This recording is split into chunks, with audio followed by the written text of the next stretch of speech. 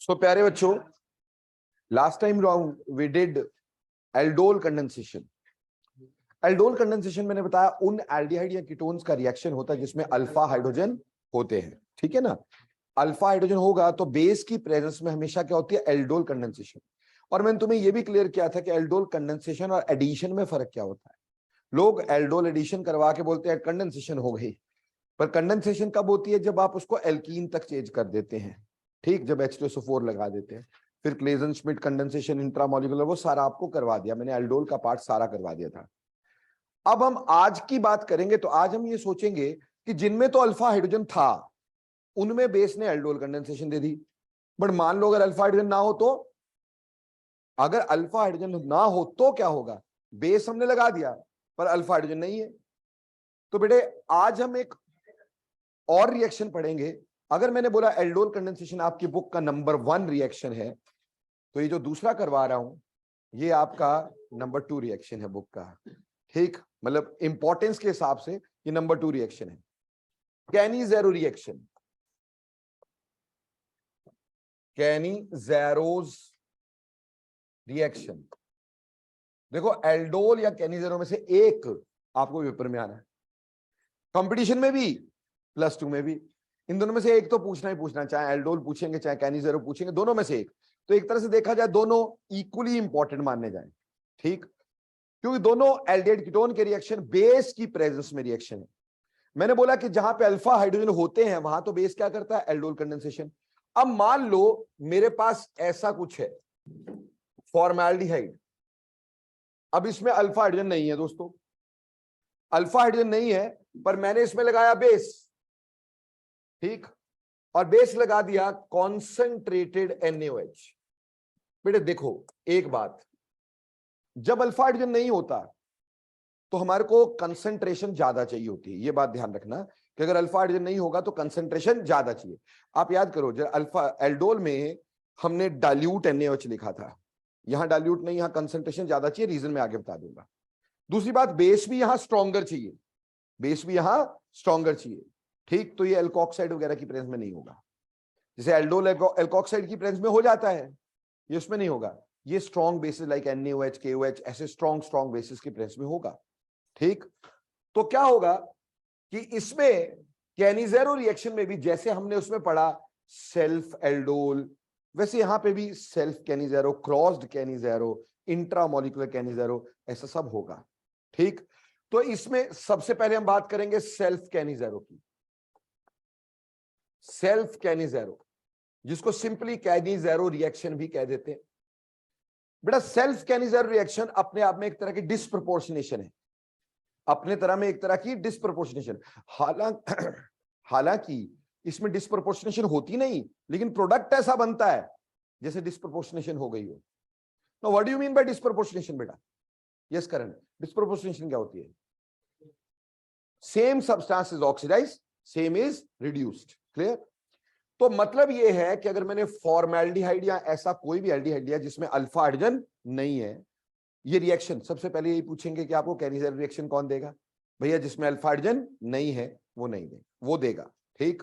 जिसमें alpha hydrogen होगा वो कैनी-ज़ेरो, जिसमें अल्फा हाइड्रोजन नहीं होगा, सॉरी, जिसमें अल्फा हाइड्रोजन होगा वो एल्डोल, और जिसमें अल्फा हाइड्रोजन नहीं होगा वो कैनी-ज़ेरो, ठीक। और मैंने कहा कि ये अपने आप में डिस्प्रपोर्शनेशन है। डिस्प्रपोर्शनेशन का मतलब same substance is oxidised which is reduced. तो बेटा अगर ये ऑक्सीडाइज हुआ, एल्डिहाइड की ऑक्सीडेशन क्या देती है? एल्डिहाइड की ऑक्सीडेशन क्या देती है? कॉरेस्पॉन्डिंग एसिड्स, है ना, एसिड देगी ना, एसिड देगी, ठीक। पर एसिड तो देगी, पर ये मीडियम तो बेस है, तो एसिड बेस रिएक्ट कर जाएंगे। अब इसका एक कार्बन का एसिड बनना चाहिए था formic acid, but formic acid ना बन के उसका क्या बन जाएगा? सॉल्ट, क्योंकि रिएक्शन किसमें है? बेस में। तो एल्डिहाइड की ऑक्सीडेशन क्या देती है आपको? कार्बोक्सिलिक एसिड, और कार्बोक्सिलिक एसिड जो है वो NaOH का रिएक्ट करके क्या बन सकता है? बेस, तो यहां सॉल्ट बनेगा। और एल्डिहाइड की रिडक्शन क्या देती है? अल्कोहल्स, कार्बन का नंबर सेम रहेगा, अल्कोहल्स। तो मेरे भाई यहां पे साथ में बन जाएगा अल्कोहल। तो देखो प्रोडक्ट तो हमें ऐसे ही लगा कि भैया डिस्प्रपोर्शनेशन हो गई, so it is sort of disproportionation. Actually it is actually not disproportionation, but it is sort of disproportionation. Product ऐसा आया, ठीक, जैसे मान लो अगर मेरे पास बेंजल्डिहाइड है, क्या बेंजल्डिहाइड में बेटे अल्फा हाइड्रोजन है ही नहीं। अगर अल्फा हाइड्रोजन नहीं है और हमने यहां पे कॉन्सेंट्रेटेड NaOH लिख दिया है, तो मैं इसी की ऑक्सीडेशन करवाऊंगा, इसी की रिडक्शन करूंगा। अब इसकी ऑक्सीडेशन करवाई तो क्या हो गया, क्या हो गया, यहां पे COO Na, ठीक है जी, और दूसरी साइड CH3 CH2OH, क्लियर हो गया। तो कितना सौखा रिएक्शन है, कहने जरूरत है कि नहीं। अब तुम्हारे यहाँ लड्डू बनाते हैं, अब कैसे बनाते हैं लड्डू, ऐसे बना देते हैं, बोलते जी देखो ऐसा है मेरे पास, ठीक, और यहां क्लोरीन लगा देते हैं जबरदस्ती का, क्लोरीन नाइट्रो ऐसा कुछ भी लगा देंगे जबरदस्ती का, है ना जी। और हमें बोलेंगे इस पे कॉन्सेंट्रेटेड NaOH का रिएक्शन करवाओ, ताकि बच्चा थोड़ा कंफ्यूज हो जाए कि भैया यहाँ पे लैला, यहाँ पे मजनू, यहाँ लैला है, कहीं इसमें रिएक्शन तो नहीं होगा। नहीं होगा, डबल बॉन्डेड कार्बन के साथ लगा हुआ हेलोजन कभी डिस्प्लेस नहीं होता, तो वो तो होना ही नहीं।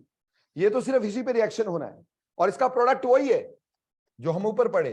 क्लोरीन अपनी जगह पे लगा, मस्त देख रहा है, ठीक, रिएक्शन वही है बेटा जो हमने पढ़ा है, ठीक, सिर्फ एल्डिहाइड ही ऑक्सीडाइज और एल्डिहाइड ही रिड्यूस होगा।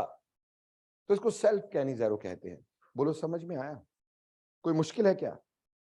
अगर मैं कल को तुम्हें बोलता हूं कि मेरे पास है CH3C CH3 और यहां CHO, और बोला मैंने इसमें कॉन्सेंट्रेटेड NaOH डाल मारा, अभी बोलो प्रोडक्ट, ऑब्वियसली इसी का एसिड, इसी का अल्कोहल, तो प्रोडक्ट क्या बना, CH3C CH3 यहां आया COONA, ठीक है जी।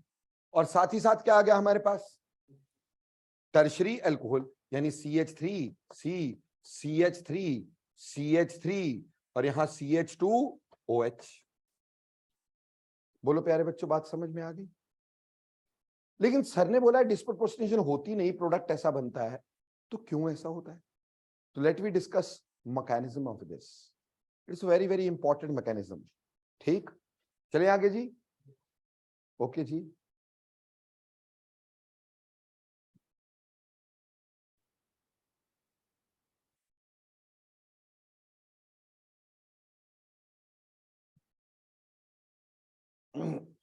कर दूं आगे। अब देखो इसका मैकेनिज्म कैसे होगा, how do we have its mechanism.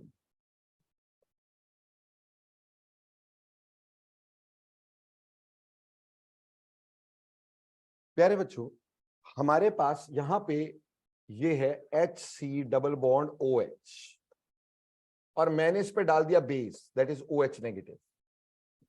बेटे जब तो अल्फा हाइड्रोजन होता था तो हमें पता था अल्फा हाइड्रोजन कैसा होता है, एसिडिक, एसिडिक होता तो बेस उसको निकाल लेता था, पर अब तो एसिडिक है नहीं।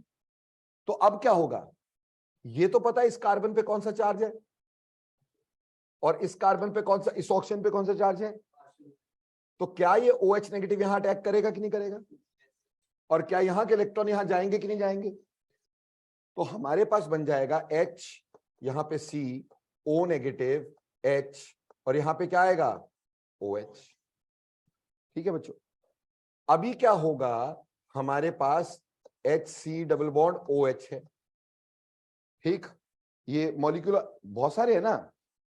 अब जब ये ऑक्सीजन इलेक्ट्रॉन देगा, ठीक है जी, तो यहां से H नेगेटिव निकलेगा एज अ लीविंग ग्रुप, और ये जो H नेगेटिव है वो यहां अटैक कर जाएगा भाई,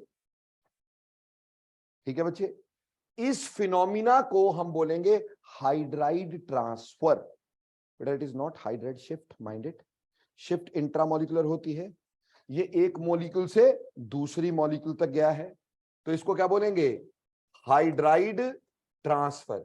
याद रखना बेटा, हाइड्राइड H नेगेटिव होता है, मैंने गलती करवाई थी तुम्हारे से पेपर में, है ना, हाइड्राइड क्या होती है, H नेगेटिव। तो ये H नेगेटिव की ट्रांसफर है from one molecule to another molecule. अब अगर ये ट्रांसफर हो गई तो हमारे पास क्या बनेगा, HC double bond O OH, क्यों जी, और साथ में क्या बना, ये H ने यहां अटैक किया तो HCO नेगेटिव H और H, हो गया कि नहीं हो गया? बोलो बच्चे। नो दिस इज एसिड, और ये हाइड्रोजन बहुत ज्यादा एसिडिक है, एसिडिक हाइड्रोजन लूज होगा और ये यहां से यहां ट्रांसफर होगा। एक दूसरी बात, H ट्रांसफर हुआ, पर अब की बार ये H पॉजिटिव है। अब क्या है? Proton transfer. पहले क्या था? Hydride transfer. लेकिन अब क्या बोलोगे? Proton transfer. यानी इसमें H 2 बार ट्रांसफर होता है इस रिएक्शन में, एक बार H नेगेटिव की तरह और दूसरी बार H पॉजिटिव की तरह। ठीक है जी। तो हमारे पास बन क्या गया? HC double bond O negative और साथ में बन गया CH3OH। बोलो बन गया अपना प्रोडक्ट, बन गया अपना प्रोडक्ट। तो क्या हुआ? क्योंकि अल्फा हाइड्रोजन नहीं था इसलिए बेस ने पॉजिटिव कार्बन पे अटैक किया, यहां के इलेक्ट्रॉन ऑक्सीजन पे, तो ये बन गया। जब ऑक्सीजन ने इलेक्ट्रॉन वापस दिए H लिविंग ग्रुप की तरह यहां अटैक कर गया, बाहर निकला H नेगेटिव, और इसने यहां अटैक कर दिया अगले मॉलिक्यूल पे। जब ये अगले मॉलिक्यूल पे अटैक कर दिया, यहां के इलेक्ट्रॉन यहां चले गए दोस्तों। ठीक, उसकी वजह से हमारे पास क्या बन गया? इस तरह का बन गया भाई। अब ये H नेगेटिव यहां अटैक कर जाएगा, यानी प्रोटॉन की क्या हो जाएगी? ट्रांसफर। सो 2 बार H ट्रांसफर हुआ, एक बार H नेगेटिव, एक बार H पॉजिटिव, और नेट रिएक्शन हो गया। ठीक, कोई डाउट बच्चे? नहीं है? लड्डू है तुम बहुत बड़े। ठीक, इसी को बोलते सोचने की कमी। बेटा जब मैं तुम्हें एल्डिहाइड कीटोन की रिएक्टिविटी बताई थी विद कार्बोक्सिलिक एसिड, तो एक बात बोली, H is bad leaving group, बोला था कि नहीं? वहां तो हम बोल रहे हैं H जा नहीं रहा, यहां पे हम क्या कर रहे हैं? H को भेज रहे हैं। तो क्या आपके दिमाग में क्वेश्चन नहीं होना चाहिए था कि सर एक तरफ आप बोल रहे हो कि H is a bad leaving group और दूसरी तरफ आपने यहां पे H को ही क्या करवा दिया? लीव करवा दिया। तो अपनी बातों को कॉन्ट्राडिक्ट कर रहे हो, पर इतना दिमाग भी तो आना चाहिए ना हमारे पास, है ना? जो मैं पढ़ा दूं उतना आ गया, जो सोचने वाला काम है आता नहीं। बेटे ऐसे करना नहीं ना, चीज को जड़ तक समझने की कोशिश करा जाता है। ठीक, देखो बेटे बेसिकली क्योंकि हाइड्राइड ट्रांसफर ये पॉसिबल बहुत कम है कि नहीं? क्योंकि आपको पता है H is a bad leaving group, so obviously इसमें ये स्लोएस्ट स्टेप हो जाएगा, ये स्लोएस्ट स्टेप हो जाएगा और यही RDS हो जाएगा, क्योंकि स्लोएस्ट स्टेप इज RDS। तो ऐसा नहीं है कि H is a bad leaving group, तो कभी जाता नहीं है, जा सकता है अगर कोई और चारा नहीं है तो। ठीक, पर वो रिएक्शन क्या होगा? स्लो हो जाएगा। तो इसलिए ये इसका RDS होता है, हाइड्राइड ट्रांसफर इज RDS। बोलो बेटा क्लियर? अब ऑब्वियसली हाइड्राइड ट्रांसफर तब आसानी से हो पाएगा अगर कोई विड्रॉइंग ग्रुप होगा ना, इस पे कोई विड्रॉइंग ग्रुप लगा होगा, तो वो अपनी तरफ इलेक्ट्रॉन खींचेगा, O के इलेक्ट्रॉन इस साइड आएंगे, तो H निकलना क्या हो जाएगा? इजी हो जाएगा। समझे मेरी बात? तो अगर कोई विड्रॉइंग ग्रुप होगा तो वो अपनी तरफ इलेक्ट्रॉन खींचेगा, अगर रिलीजिंग होगा तो अपनी तरफ इलेक्ट्रॉन नहीं खींचेगा।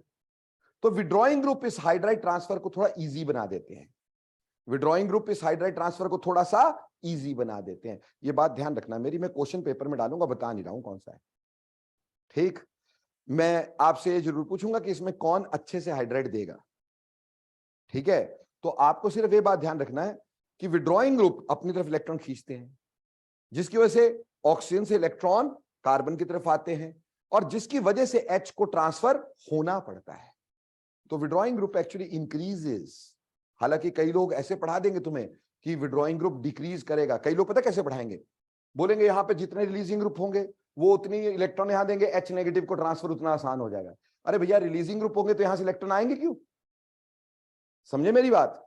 अगर यहां कोई रिलीजिंग ग्रुप लगा देता हूं तो ऑक्सीजन के इलेक्ट्रॉन इस साइड आएंगे क्यों? ऑक्सीजन के इलेक्ट्रॉन अगर यहां विड्रॉइंग ग्रुप लग जाए तो ज्यादा आसानी से आएंगे।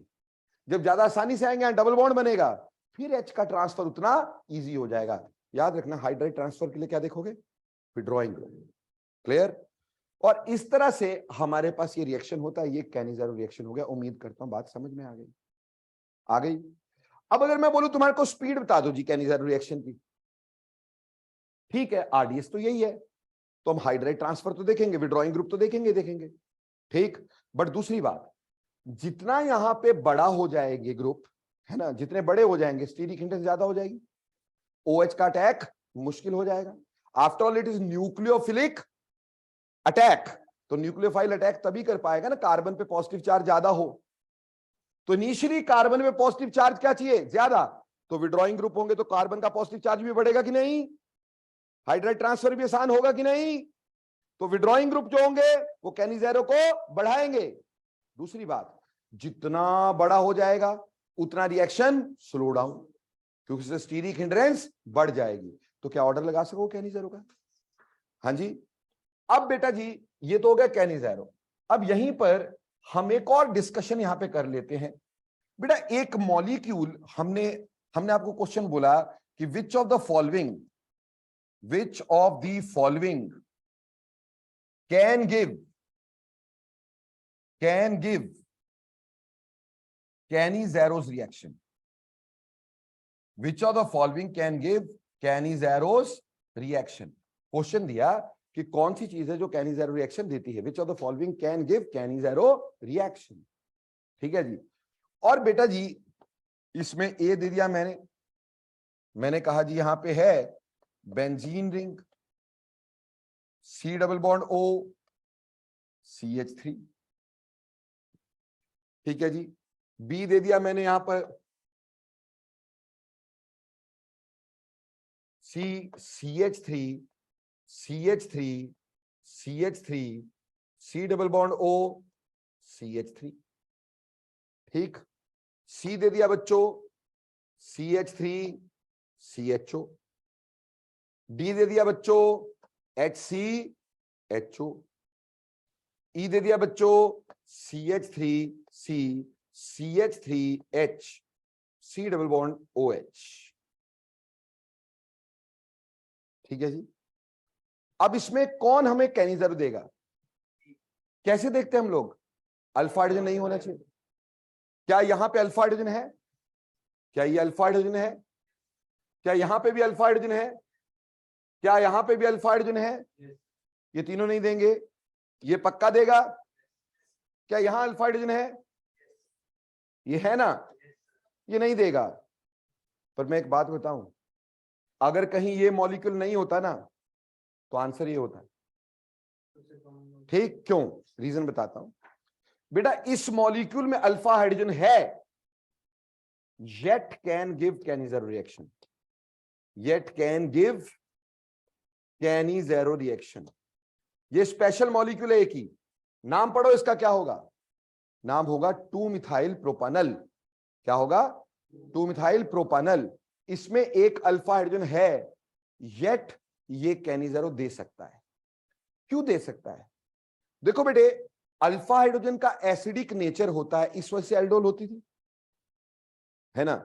अब प्रॉब्लम क्या है कि अगर मान लो मैं इसका ये हाइड्रोजन जो है एसिडिक हाइड्रोजन, उसको ऐसे निकाल देता हूं with the help of base, इसको यहां से निकाल दिया, तो निकालने से हमारे पास ये जो अनायन बन जाता है यानी कॉन्जुगेट बेस बन जाता है, उसमें इसके प्लस साई की वजह से या इसके प्लस साई की वजह से this अनायन is very less stable. तो इसमें अल्फा हाइड्रोजन होने के बावजूद भी एल्डोल देना थोड़ा मुश्किल है। उल्टा ये रिलीजिंग ग्रुप जब ज्यादा होंगे, ठीक है ना बेटा, तो क्या होगा? रिलीजिंग ग्रुप ज्यादा होंगे तो हमारे पास इस कार्बन पे इलेक्ट्रॉन जाएंगे, ये आगे जाएगा। ठीक, नो डाउट इस पे अटैक मुश्किल होगा, OH का अटैक इस पे मुश्किल होगा, बट हाइड्राइड ट्रांसफर फिर भी थोड़ी बहुत हो सकेगी in spite of formation of अनायन। अनायन यहां पे स्टेबल बनता नहीं।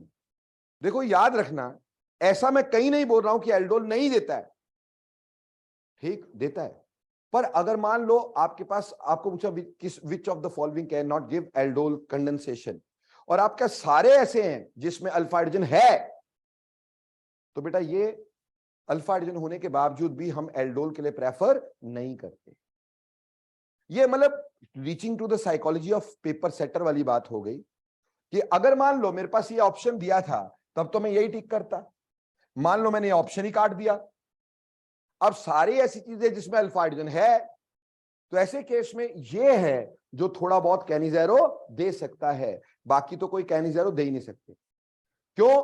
क्योंकि एल्डोल के दौरान जो अनायन बनना चाहिए था वो इसमें स्टेबल नहीं होगा बिकॉज ऑफ प्लस साइड, तो इसमें अनायन नहीं बनता, तो उल्टा OH का अटैक CO पे हो जाता है। भाई मेरी बात समझे कि नहीं समझे? और इस वजह से इसमें कुछ हद तक कैनिज़ेरो हो सकता है, पर ये ऑड मैन आउट करने वाली बात है। ठीक, अगर ये दिया होता तो हम यही टिक करते, ये नहीं दिया होता तब हम इसकी बात करते हैं। तो this can give Cannizzaro reaction because its anion is not very much stable. In spite, it will prefer to give H negative. Any doubts? तो ये हो गया बेटा Cannizzaro का मैकेनिज्म और Cannizzaro पे बेस्ड क्वेश्चन। क्लियर हो गया? और ये समझ में ही आ जाता है कैसे कौन ज्यादा देगा। आगे चलते हैं। ठीक, अगली कहानी पढ़ेंगे बेटा क्रॉस्ड Cannizzaro। अभी हमने क्या पढ़ा? Self Cannizzaro। अब हम पढ़ रहे हैं क्रॉस्ड Cannizzaro। Crossed Cannizzaro। तो मेरे प्यारे बच्चों, सेल्फ Cannizzaro जो हमने पढ़ा, ठीक, सेल्फ Cannizzaro जो हमने पढ़ा वो तो सेम मॉलिक्यूल में था, बट अगर दो ऐसे मॉलिक्यूल हुए जिसमें अल्फा हाइड्रोजन ना हो, देखो एक बात, अगर एक भी मॉलिक्यूल ऐसा हो गया जिसमें अल्फा हाइड्रोजन होगा तब तो एल्डोल ही देगा, बट अगर दोनों ही मॉलिक्यूल ऐसे जिसमें अल्फा हाइड्रोजन ना हो, जैसे मान लो एक HCHO और दूसरा बेंजाइल्डिहाइड, एक HCHO दूसरा बेंजाइल्डिहाइड, अब इसमें कॉन्सेंट्रेटेड NaOH डाल दिया, दोनों में अल्फा हाइड्रोजन नहीं है तो एल्डोल तो होगी नहीं, इनमें से एक में भी अल्फा हाइड्रोजन होता तो क्या हो जाती? एल्डोल। लेकिन क्योंकि अल्फा हाइड्रोजन है ही नहीं तो क्या एल्डोल तो होनी नहीं है, होनी Cannizzaro है, पर now it is no longer disproportionation क्योंकि दो अलग अलग मॉलिक्यूल है, इसमें से एक ऑक्सीडाइज होगा एक रिड्यूस होगा। ठीक है, एक ऑक्सीडाइज होगा एक रिड्यूस होगा। अब बात ये आती है कौन सा ऑक्सीडाइज होगा कौन सा रिड्यूस होगा, इसमें से किसका एसिड बनाऊं किसका एल्कोहल बनाऊं, ये तो पक्का है कि एक का एसिड बनने वाला है एक का एल्कोहल बनने वाला है, ये तो पक्का है, पर किसका एसिड बनाऊं किसका एल्कोहल बनाऊं ये नहीं समझ में आ रहा है। क्या आप मेरे को थोड़ा समझा सकते हो, क्योंकि मेरे को आ नहीं रहा है कि इसमें कौन एसिड बनाऊं और कौन मैं इसमें एल्कोहल बनाऊं। हाँ जी बेटे,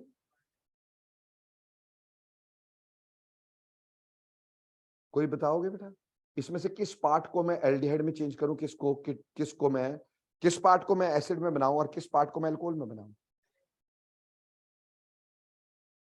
देखो बेटा, छोटे वाले पार्ट का आप बनाएंगे एसिड, छोटे वाले पार्ट का क्या बनाएंगे एसिड, यानी यहां पे HC डबल बॉन्ड ONA बनेगा, और बड़े वाले पार्ट का क्या बनाएंगे alcohol.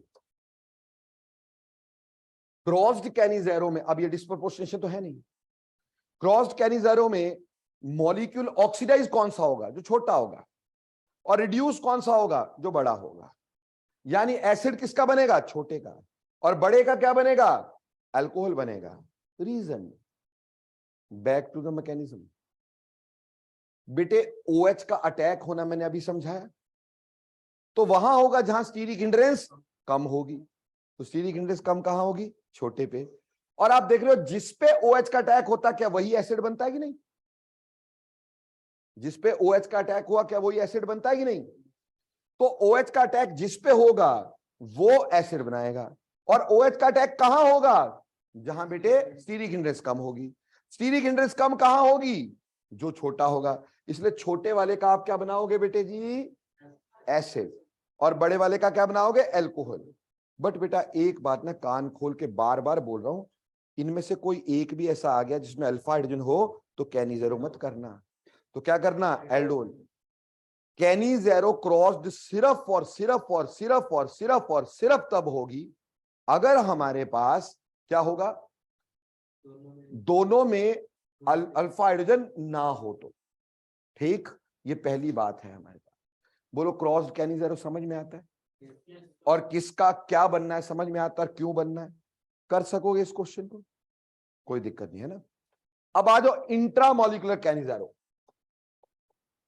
Intra molecular Cannizzaro। कैनिज़ेरो, intramolecular कैनिज़ेरो। बहुत फैशन है इस क्वेश्चन का, ठीक। इंट्रामोलिकुलर कैनिज़ेरो, मान लो जी मेरे पास है CHO,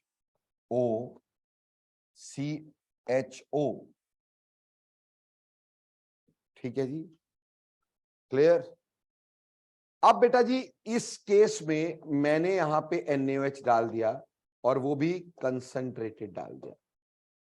क्या इसमें अल्फा हाइड्रोजन है? नहीं है। दो ग्रुप एक ही जगह पे है, तो एक का एसिड और दूसरे का अल्कोहल। तो हमारे पास यहां पे इंट्रामोलिकुलर कैनिज़ेरो हो जाएगा। यहां CH2OH बना दिए तो यहां COO बना देने का। बोलो प्यारे बच्चों, बात समझ में आती कि नहीं आती? अब कई महानुभाव क्या करते हैं मैं तुम्हें बता देता हूं। कई लोग क्या करते हैं, क्योंकि ये OH और ये एसिड है तो सोच लेते भी इसमें एस्टेरिफिकेशन हो जाएगी, ठीक। वो यहां से OH निकाल देते हैं, यहां से Na निकाल देते हैं और इसका क्या बना देते हैं, साइकिल बना देते हैं। नहीं करना यार, ठीक। क्यों नहीं करना बेटे, इनका प्लेन अलग अलग होगा। है तो ऑर्थो पे, ऑर्थो सेम प्लेन होता है, बट क्या होगा, थोड़ा सा एक दूसरे से क्या रिपल्शन की वजह से थोड़े थोड़े दूर होंगे। ये सिर्फ तभी हो सकता है अगर आप इसमें स्ट्रॉन्ग डिहाइड्रेटिंग एजेंट लगाएं, अदरवाइज पॉसिबल नहीं है। अदरवाइज इसका पॉसिबिलिटी नहीं है कि NaOH लगा के ये बना दें, नहीं पॉसिबल नहीं, उसका साइकिल नहीं बनाना, ऐसे ही रहेगा। बोलो क्लियर, बात समझ में आती है? अब ये दोनों ग्रुप ऐसा भी हो सकता है मेटा पे हो तो भी ऐसा ही रहेगा, समझे मेरी बात। ये इंट्रामोलिकुलर क्या बन जाएगी, इंट्रामोलिकुलर कैनिज़ेरो, एक ही मॉलिक्यूल की कैनिज़ेरो। कोई दिक्कत है क्या इसमें? पक्का? कई लोग ऐसा भी कर देते बेटा इसमें कि दो बना के ना आपस में जोड़ देते हैं नहीं, ऐसा कुछ नहीं करना आपने, आपने यही प्रोडक्ट बनाना है, चलेगा। इसके बारे में थोड़ा सा मैं बाद में डिस्कस और भी करूंगा, ठीक। पहले तो इतना पचा लो, क्योंकि अगर इसमें और चीजें करूंगा ना फिर वो कंफ्यूजन शुरू हो जाएगी। तो पहले आपको पता चल गया कैनिज़ेरो रिएक्शन क्या होता है, कहां होता है, कैसे होता है, कौन देता है, किसकी स्पीड कम है, किसकी स्पीड ज्यादा है, कौन अच्छा हाइड्राइड डोनर है, पता चल गया आपको। उसके बाद सेल्फ कैनिज़ेरो क्या, क्रॉस्ड कैनिज़ेरो क्या, इंट्रामोलिकुलर कैनिज़ेरो क्या, बोलो कर सकोगे? कोई दिक्कत? हाँ जी सर।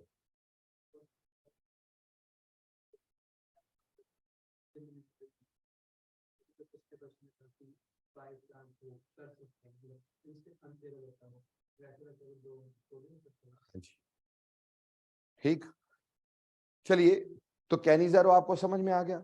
कैनिज़ेरो की छोटी सी बात है, वो मैं आगे दोबारा बताऊंगा आपको एसिड्स में। कहां बताऊंगा? एसिड्स में, अभी नहीं, है ना, क्योंकि कुछ चीजें और इसकी बतानी है, वो एसिड्स में बताऊंगा आपको, ठीक। पर कैनिज़ेरो का बेसिक मैंने आपको सारा क्लियर कर दिया, इससे ऊपर कुछ जाने की जरूरत नहीं होती, इतना क्लियर कर दिया। बोलो क्लियर। अब देखो बेटे, ये तो हो गया कैनिज़ेरो, तो हमने एल्डोल भी कर लिया, हमने कैनिज़ेरो भी कर लिया। अब एक और रिएक्शन तुम्हें करवा रहा हूं, ठीक। इसको बोलते हैं बेंजोइन कंडेंसेशन। अब ये तुम्हारी बुक से बाहर की बातें होगी। बुक में यही था कैनिज़ेरो एल्डोल, उसके हिसाब से तो एल्डिहाइड कीटोन खत्म हो गया, ठीक। बुक के हिसाब से एल्डिहाइड कीटोन खत्म हो गया, ठीक। वो दो चार चीजें और है वो अभी खत्म कर देते हैं, ठीक। मैं थोड़ा सा पहले इसके साथ जुड़े हुए रिएक्शंस को करवाना चाहूंगा, ठीक। Benzoin condensation, benzoin condensation. मेरे प्यारे प्यारे बच्चों, जो बेंजोइन कंडेंसेशन होती है ये अगेन उन एल्डिहाइड्स की होती है जिसमें अल्फा हाइड्रोजन ना हो, ठीक। इसमें भी no alpha hydrogen should be present, कोई भी अल्फा हाइड्रोजन नहीं होना चाहिए, ये श्योर है। कंडीशन इसकी कैनिज़ेरो वाली है। जैसे मान लो मैंने यहां बेंजल्डिहाइड लिया, क्या लिया? बेंजल्डिहाइड, इसमें अल्फा हाइड्रोजन नहीं, इसका रिएक्शन हमने करवाना KCN में। रिएक्शन किसमें करवाना है? KCN में। मजे की बात समझो, मजे की बात यह है कि इसमें कंडीशन कैनिज़ेरो की है, प्रोडक्ट एल्डोल का है, ठीक। प्रोडक्ट एल्डोल टाइप है, ऐसे दो मॉलिक्यूल होंगे तो एल्डोल में हम क्या करते थे, एक पार्ट का क्या बना देते CHOH और दूसरे पार्ट का क्या बनाते थे CO, ऐसे बना देते थे ना भाई। बस इसके बीच में कार्बन नहीं है क्योंकि अल्फा हाइड्रोजन नहीं था। ठीक, ये ऐसे होता है, मैकेनिज्म करने की लोड़ नहीं, मुश्किल है थोड़ा इसका मैकेनिज्म। ठीक, आप सिर्फ ये समझ लेना, शॉर्टकट समझ लेना, इसका मैकेनिज्म थोड़ा टफ है क्योंकि साइनाइड तो कहीं दिखा ही नहीं, दिखा क्या साइनाइड तो दिखा ही नहीं। एक्चुअली रिएक्शन साइनाइड का, अटैक साइनाइड का, पर बाद में इसमें काफी कुछ होता है रिएक्शन के अंदर। बट आप ये समझ लेना इसमें कंडीशन किसकी है, कैनिजर वाली, भी अल्फा हाइड्रोजन नहीं होना चाहिए।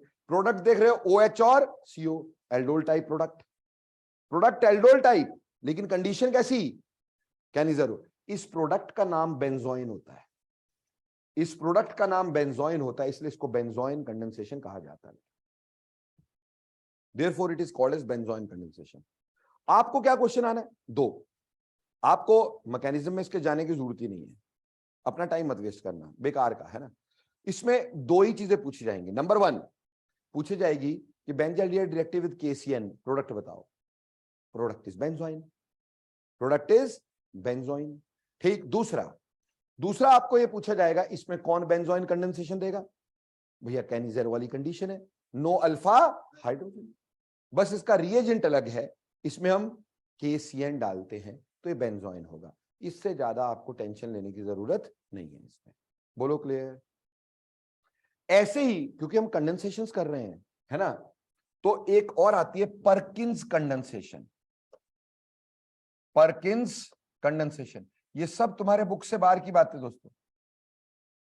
परकिंस कंडेंसेशन, अब यहां पे कोई हमारे पास इस तरह का नहीं, अल्फा हाइड्रोजन वाला कोई प्रॉब्लम नहीं है ना।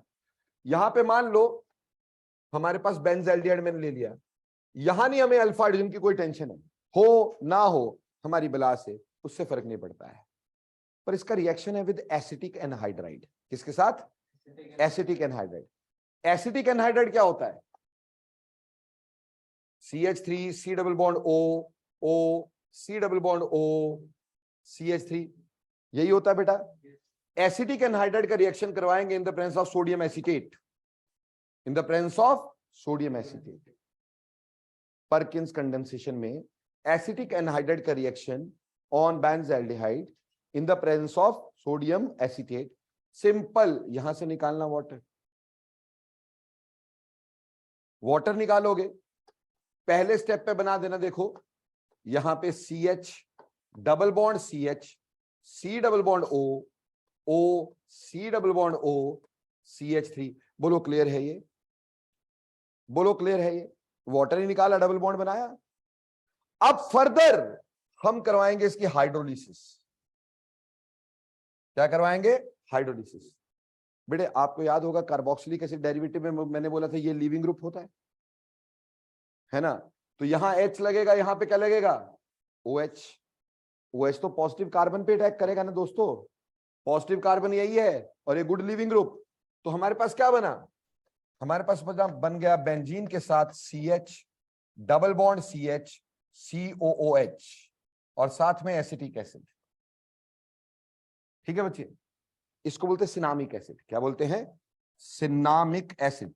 बेटा जो मैंने रिडक्शंस का लेक्चर भेजा था ना, सिनामल सिस्टम रिडक्शंस करवाई है उसमें, so this is cinnamic acid. Cinnamyl system होता है बेंजीन के ऊपर C डबल बॉन्ड C और कोई कार्बन कंटेनिंग फंक्शनल ग्रुप। अगर ये है तो सिनामिक एसिड है, अगर यहाँ CHO लगाया होता क्या होता है, सिनामल एल्डिहाइड, है ना जी। अगर यहाँ CN लगाया होता है सिनामल नाइट्राइल, ये सिनामल ग्रुप होता है। But anyhow this is cinnamic acid. Cinnamic acid की formation, Perkin's condensation, one of the most important reactions in competitions basically. ठीक, इसी तरह का सेम रिएक्शन देखेंगे, एक और है नोवेंजियल कंडेंसेशन। नोवेंजियल में के साइलेंट है ना, नोवेंजियल कंडेंसेशन। जो नोवेंजियल कंडेंसेशन अगेन से बेंजाल्डिहाइड का रिएक्शन और बेंजाल्डिहाइड का मेलोनिक एसिड का रिएक्शन।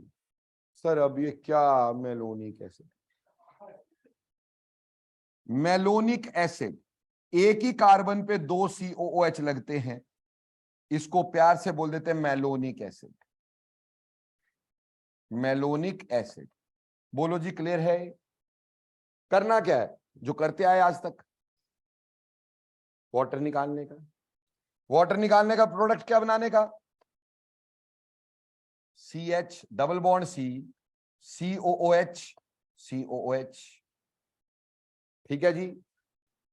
अब इसको हीट कर देने का। बेटा एक कार्बन पे 2 OH तो स्टेबल होते नहीं, क्या 2 COOH स्टेबल हो जाएंगे? तो अगर इसको हीट करेंगे, यहां से बाहर निकलेगी कार्बन डाइऑक्साइड। क्या निकलेगी? Carbon dioxide. कार्बन डाइऑक्साइड निकला तो बेटा इसका भी प्रोडक्ट क्या बन गया? Cinnamic acid. इसका भी प्रोडक्ट क्या बन गया? Cinnamic acid. तो नोवेंजियल कंडेंसेशन, पर्किन कंडेंसेशन, दोनों के रिएक्शन क्या है, प्रोडक्ट क्या है? सेम, सिर्फ रिएजेंट का फर्क है। वहां पे क्या है? एसिटिक एनहाइड्राइड, और यहां क्या है? Malonic acid. बोलो प्यारे बच्चों, बात समझ में आई कि पिछली भी चली गई? हाँ जी।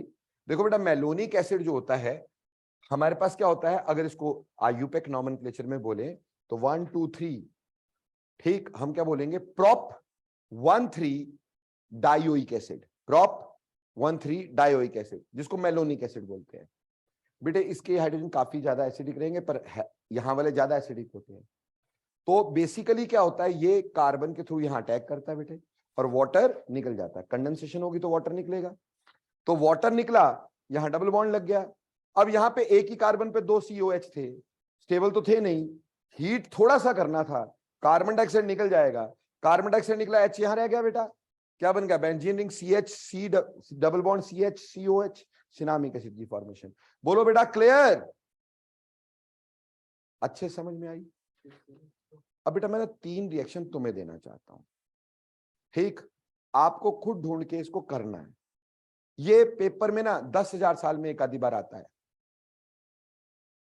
पुराने समय में ये सबसे इंपॉर्टेंट होते थे। पुराने समय में ये सबसे इंपॉर्टेंट होते थे, इसलिए डर लगता है कि मैं इसको छोड़ दूं तो मुश्किल हो जाए। ठीक, पुराने समय में बहुत इंपॉर्टेंट होते थे, आज नहीं पूछे जाते। लगभग कोई पिछले 15-16 साल से क्वेश्चन आए नहीं, बट क्योंकि उससे पहले ये सबसे ज्यादा आते थे, इसलिए थोड़ा डर लगता है। इसलिए मैं चाहता हूं कि पहले आप कर लो, नहीं आए तो मैं हूं ना, ठीक, मैं करवा दूंगा। पर आप अपने लेवल पे इन 3 रिएक्शंस को करने की कोशिश करना। नहीं आए प्लीज आप मेरे से पूछ जरूर लेना, है ना? पहला, विट्टिग रिएक्शन। विट्टिग रिएक्शन, फिटिग नहीं, विट्टिग रिएक्शन। ठीक, ऐसे थोड़ा सा हिंट देता हूं, फॉस्फोरस येलाइड यूज होता है यहां पे, फॉस्फोरस येलाइड। ठीक, तो कोशिश करना, आए ओके, नहीं आए double okay, I am there. ठीक है जी। एक आपने करना विट्टिग रिएक्शन, दूसरा आपने करना है बेटा अपने आप रीफॉर्मेट्स की रिएक्शन। रीफॉर्मेट्स की रिएक्शन, ठीक है जी, रीफॉर्मेट्स की रिएक्शन करने की कोशिश करना। नहीं आए, मैं बार बार बोल रहा हूं, मैं करवा दूंगा, ठीक, पर मैं चाहता हूं कि तुम अपने लेवल पे कर लो उसको। और तीसरा जो आपने इसमें करना है, रीफॉर्मेट्स की, विटिग, और एक रिएक्शन आप और अगर कर सको बहुत अच्छी बात रहेगी। हाँ जी, नहीं बेटा, विटिग रिएक्शन, रिफॉर्मेट तुमने बुला दिया यार, तीसरा कौन सा देना था तुम्हारा? हाँ, Baeyer Villiger oxidation. Baeyer Villiger oxidation. बस बेटा ये 3 रिएक्शन आप अपने लेवल पे करना। नहीं आएगा दिल खोल के बोलना, सर नहीं आया जी, ठीक, समझ ही नहीं आया था क्या, पता ही नहीं चला था क्या। ठीक सर, कहां से करेंगे? कोई मर्जी केमिस्ट्री की किताब ले लो, सभी में दिया होता। ये इसका चलन ना 2010 से पहले जितने थे ना उसमें बहुत ज्यादा था। 2010 से पहले ना इन तीनों में से एक क्वेश्चन पेपर में आता, विटिग सबसे ज्यादा इंपॉर्टेंट होता था। ठीक, और बेयर वेलिजर ये जो होती है ना ऑक्सीडेशन, ये पढ़ा के टीचर हीरो बनते थे। हाँ, मैंने बेयर वेलिजर ऑक्सीडेशन पढ़ाई है। ठीक, तो ऐसा कोई बड़ी वाली बात नहीं है, इजी है। पर अभी पिछले 14 साल से मैंने इसका क्वेश्चन नहीं देखा, क्योंकि सिलेबस से बिल्कुल काट दिया गया था, तो कोई क्वेश्चन नहीं देखा। पर मैं अपनी तरफ से कोई कसर नहीं छोड़ना चाहता, इसलिए मैं चाहता हूं कि आप लोग इस पे मेहनत कर लो। नहीं आएगा, आई एम देयर। ठीक, तो ये तो हो गया बेटा, ये 3 रिएक्शन आपका HW हो गया, ठीक, करके आने का। और बार बार बोलो नहीं आएगा तो पूछ लेना यार, ठीक। पर मैं कुछ और चीजें तुम्हें करवा रहा हूं, एल्डिहाइड कीटोन वैसे खत्म हो गया, पर कुछ और चीजें तुम्हें करवा रहा हूं, ठीक। सबसे पहले एक आता है टिस्चेंको रिएक्शन। टिस्चेंको रिएक्शन, अरे यार, चाहे आपके पास अल्फा हाइड्रोजन हो चाहे ना हो, ये सभी में टिस्चेंको रिएक्शन। इसका कैटलिस्ट अगर ध्यान में रखोगे, इसका एक ही कैटलिस्ट है और वही ये रिएक्शन देता है, कोई और ये रिएक्शन देता ही नहीं। उस कैटलिस्ट को देख के पहचान में आ जाएगा, अरे ये तो रिएक्शन ही क्या है। हमने टिस्चेंको रिएक्शन में भी कंडेंसेशन है, हमने बेसिकली CH3CHO ले लिया यार प्लीज। ये aluminium isopropoxide is the catalyst for this. क्या? Aluminium isopropoxide is the catalyst for this. Aluminium isopropoxide, ये क्या हुआ सर? पहले मेरे को बताओ आइसोप्रोपोक्साइड क्या होगा। प्रोपोक्साइड मतलब प्रोपेन पे ऑक्सीजन, तो अगर आइसो मतलब सेकंड पोजीशन पे ये हुआ आइसोप्रोपोक्साइड ग्रुप। क्या हुआ? आइसोप्रोपोक्साइड, है ना। प्यार से लिखना हो तो ऐसे लिख सकते हैं कि CH3 का होल ट्वाइस CHO। क्यों जी? अल्युमिनियम की कितनी वैलेंसी? 3। तो बेटा ये 3 चीजें जुड़ेंगी अल्युमिनियम के साथ, यानी कि इसको ऐसे भी लिख सकते हैं, 3 चीजें जुड़ी किसके साथ? अल्युमिनियम के साथ। ये बना अल्युमिनियम आइसोप्रोपोक्साइड। तो जिंदगी में कभी अल्युमिनियम आइसोप्रोपोक्साइड दिखे तो कान खड़े हो जाने चाहिए, टिस्चेंको है। और करने का शॉर्टकट बता रहा हूं तुम्हें, इसमें इसी मॉलिक्यूल को ऑक्सीडाइज भी करना, रिड्यूस भी करना। तो एक बना दोगे CH3COOH, 2 कार्बन का एसिड, और साथ में बना दोगे 2 कार्बन का एल्कोहल। हाँ जी, समझ में आई? पर यहां तक रुकोगे नहीं, आपस में कर दोगे एस्टेरिफाई। आपको पता है एसिड और अल्कोहल आपस में क्या होंगे? एस्टेरिफाई। ओए गलत लिख दिया यार, एस्टेरिफिकेशन में OH इसका जाता है, इसका H जाता है ना भाई। तो प्रोडक्ट इसका क्या बनता है? एस्टर। प्रोडक्ट क्या बनता है? एस्टर। कई तरीके से टीचर करवाते, ठीक, कई तरीके से, कई इसको ऐसे कर मतलब ऐसे शो करके दिखा देते, बोलते देखो CH3 C double bond O, ठीक, H ऐसे लिख दो, और दूसरे को लिख दो, ये इसको H को ऐसे लिख दो। कई लोग ऐसे करवा देते हैं, बोलते ऐसे लिख दो C double bond O C, ठीक, H, और यहां CH3, ये 2 है। बोलते देखो भैया इससे यहां पे अटैक करवा देना, इसको यहां लगा देना, तब भी यही बनेगा।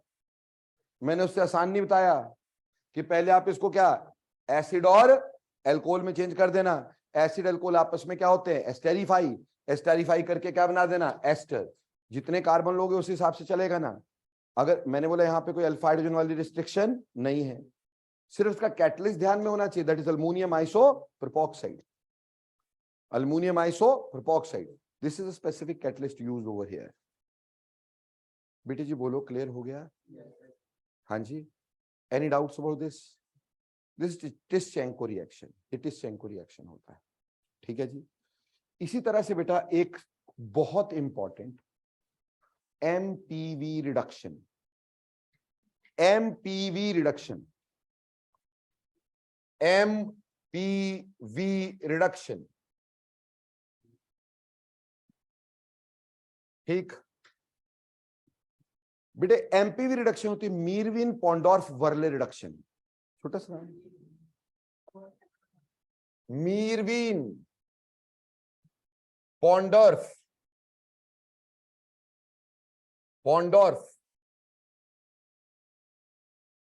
वर्ली रिडक्शन। तो इसलिए प्यार से हमने क्या बोल दिया, एमपीवी रिडक्शन। पर बहुत ही मजेदार है, पेन छोड़ दो जरा इसको समझने के लिए, बहुत मजेदार है यार, बहुत इजी भी है। ठीक है, क्या है, हमने यहां पे एक ले लिया कीटोन, एक ले लिया सेकेंडरी अल्कोहल। क्या ले लिया, कीटोन सेकेंडरी अल्कोहल। कीटोन मैंने ले लिया मान लो CH3, C double bond O CH3, ये कीटोन है। ठीक है जी, और साथ में ले लिया सेकेंडरी अल्कोहल। ठीक, सेकेंडरी अल्कोहल, सेकेंडरी अल्कोहल हो गया RCHOH R, एक कीटोन एक सेकेंडरी अल्कोहल। ठीक, एक बात बताऊं, आज का जो लेक्चर है ना स्कैटर्ड है। जैसे बेसिकली क्या होता है, मेरा लेक्चर बहुत फ्लो वाला लेक्चर होता है, एक के बाद एक के बाद एक चीजें होती है जो एक दूसरे से संबंधित होती है। आज का लेक्चर स्कैटर्ड है क्योंकि इट्स बिट्स एंड पीसेस जो बचे हैं, है ना, चैप्टर फिनिश है तो इट बिट्स एंड पीसेस जो बचे हैं। और आज के दिन अगर तुम आपस में गप्पे मारते हो, इधर उधर ध्यान देते हो, तो इनमें से कुछ भी याद नहीं रहेगा। ठीक, जिस समय एक फ्लो में चल रहा होता है ना, तो अगर छोटा मोटा पार्ट छूट जाए तो फिर भी दिमाग में कुछ रहता है। अब जब स्कैटर्ड चीजें हैं तो बेटे अगर आज के दिन आप इधर उधर ध्यान दे रहे हो ना, अनफॉर्चुनेट है। ठीक, मैं ज्यादातर देखो बड़े दिन से मैं टोक रहा हूं तुम्हारे को, मैं नहीं टोक रहा हूं, तुम जो करते हो करते हो। ठीक, क्योंकि मैंने बहुत प्यार से समझा के देख लिया, बड़ी बार प्यार से बोल दिया, मोटिवेट करके बोल दिया। ठीक, हर तरह से समझा के बोल दिया, यहां तक कि नाम ले लेके बोल दिया यार, है ना। अब मैं इससे ज्यादा नहीं जा सकता हूं भाई, ठीक है ना। तो प्लीज थोड़ा सा केयर करो। ठीक, क्योंकि आज बहुत थोड़ा सा है मेरे पास पढ़ाने को। एक छोटी सी बात तो मैं बताता हूँ यार, मेरे पास ना कुछ साल पहले एक बच्चा पढ़ा करता था, क्लास में बैठा होता था ना, कभी गैंड की टी शर्ट पहन के आता था, कभी नॉटिका की टी शर्ट पहन के आता था, कभी हैकेट की टी शर्ट पहन के आता था। और मैं इतना समझदार हूं, मेरे को पता चल जाता है ये कॉपी है ओरिजिनल है, इतना का तो मेरे को पता है ना, इतना का तो मेरे को पता है। तो बिल्कुल ओरिजिनल। और उस समय हैकेट की टी शर्ट का प्राइस था 16,000। ठीक, 16,000 मिनिमम प्राइस, जहां से हैकेट शुरू होती थी। आज तो आपको हैकेट सस्ती भी मिल जाएगी, आज तो 2400-2500 की मिल जाएगी सिंपल हैकेट अगर लेनी हो। हाँ, थोड़ी सी अच्छी वाली लेनी होगी तो आज भी वही 7-8 हजार से शुरू होती है हैकेट। लेकिन उस समय 16 नया नया आया था ब्रांड यहाँ पर। और गैंट आपको पता है पूरे यूनिवर्स का सबसे महंगे ब्रांड्स में से एक है। ठीक, और इसी तरह से नॉटिका, आप जाओ इलांटे में 7,000 से नीचे टी शर्ट ही नहीं, मतलब बहुत अच्छे ब्रांड का शूज, जॉर्डन के शूज। ठीक, इस तरह से वो बच्चा बैठा होता था और बड़ा मैं समझाता रहता था, समझता नहीं, बस ठीक है। मैं सोचता बहुत ही वेल टू डू घर से है, ठीक है, और इस वजह से क्या है कि भाई इसको फर्क नहीं पड़ता पढ़ने ना पढ़ने का। तो पहले मैंने बहुत समझाया, फिर मैंने देखा नहीं पढ़ता, कोई बात नहीं। कुछ समय बाद उसके फादर मेरे को ना फीस देने आए। जनरली मेरी आदत नहीं है कि मैं किसी के भी वेयरिंग को देखूं, मेरी आदत ही नहीं है, मेरी आंखें वैसी बंद रहती है उस मामले में। मेरे लिए सामने मैं बंदे का फेस ही देखता रहता हूँ। पर बाई चांस मेरी ध्यान ना ऐसे ही उन पे पड़ गया, and I was astonished to see उनके शूज पटे हुए थे। मैं बड़ा हैरान हुआ यार कि बच्चा तो इतने बड़े बड़े ब्रांड्स के कपड़े डालता है, ठीक, और फादर इस तरह के हैं। बड़ा रोका अपने आप को मैंने कि नहीं, मैं किसी की भी उसमें नहीं बोल सकता ना, पर नहीं रुक पाया। तो मैंने उनसे पूछ ही लिया, मैंने कहा सर छोटी सी बात पूछनी, बुरा ना मानिएगा। मैंने कहा आपका बच्चा तो यार बहुत वेल टू डू कपड़े डालता है। कहते जी मैं उसी के लिए तो कमा रहा हूँ। तो बोलते अभी अभी मैंने, उनका एप्पल ऑर्चर्ड था, रोडू से थे, ठीक, तो बोलते मैंने आज जब इसको पढ़ने भेजा, वो 2 ब्रदर सिस्टर थे बेसिकली, ठीक, तो बेसिकली नहीं ब्रदर सिस्टर लगते, वो अकेला लड़का था शायद। तो उसके फादर ने मेरे को बताया कि भी उनकी कंडीशन इतनी अच्छी नहीं है, बट इसको फील नहीं होने देते, उसको पूरी लेविश लाइफ दी हुई है। यार उस बच्चे ने एक बार नहीं सोचा कि मेरे फादर मेरे लिए क्या कर रहे हैं। ऐसी मैं बात कर रहा था, रोडू से 2 सिस्टर और ब्रदर दोनों, सिस्टर ब्रदर दोनों जुड़वा थे, वो पढ़ने आए थे यहाँ पर। तो वो भी इस तरह से खूब अच्छे से रहते थे। उसके फादर जब मेरे को फीस देने आया तो बताते कि सर मैंने उससे बात की ऐसे ही, तो पता चला उन्होंने अपना आधा एप्पल ऑर्चर्ड बेचा कि मेरे बच्चे पढ़ सके। 5-6 लाख रुपया, 7 लाख रुपया साल का खर्चा था। जब कोई वहां से आता है तो इतना खर्चा होता है 2 बच्चों का। क्या एक बारी बच्चों का ध्यान नहीं जाता यार पेरेंट्स क्या करते हैं? Do you people know, ever you calculated कि आपके पेरेंट्स जो हैं आप पे कितना पैसा खर्च करते हैं? Do you know? बेटा लगभग आपकी फीसेस पढ़ाई की विद स्कूल एंड ऑल लगभग 1.5 से 2 लाख, इजंट इट? 1.5 से 2 लाख के बीच में। उसके बाद आपके कपड़े लत्ते, पेन, कॉपियां, पेंसिल, ठीक, ये सब, आने जाने का किराया, चिप्स के पैसे, एटसेट्रा एटसेट्रा, ये सब मिला के अप्रोक्सीमेटली ईयर में 1.5 लाख रुपया और, है ना? 3.5-4 लाख रुपया मिनिमम खर्चा एक बच्चे का। इसको जरा बांटो 12 में, 30,000 रुपया महीना बनता है। 30,000 a month you are costing to your parents. अभी खाने पीने की बात नहीं कर रहा हूं, जो रोटी खाते हो तो चलो खाते, सारे खाते, बट ये वो खर्चा है जो बचाया जा सकता है ना? 30,000। अब अपने अपने पेरेंट्स की कमाई में से 30,000 माइनस करो जाए, और फिर सोचो कि क्या यार हमारे पेरेंट्स जो हैं इस 30,000 को अपने ऊपर लगा सकते थे कि नहीं? हो सकता है आप में से कई बहुत वेल टू डू हो, बहुत अच्छी बात है, पर बेटा वेल टू डू के भी पेड़ पे तो नहीं लगे ना पैसे, हड्डियां लगती ना उसको कमाने में। Ever you calculated 30,000 a month, what it means?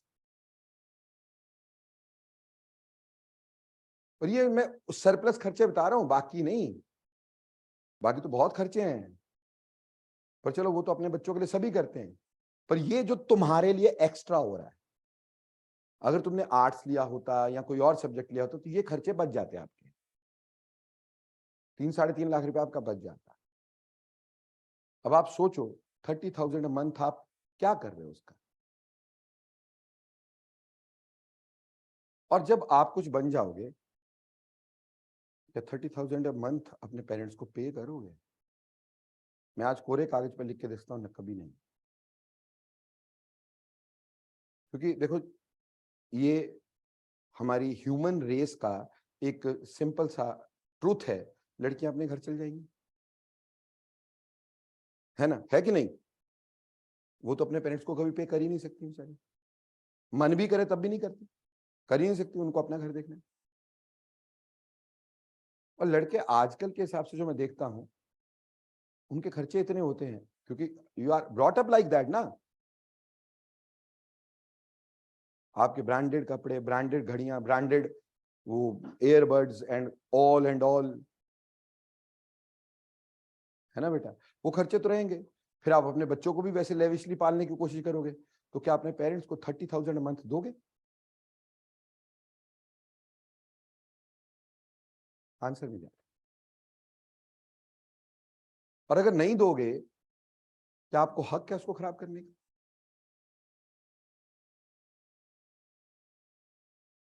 किस लिए कर रहे हैं वो लोग? For this nuisance.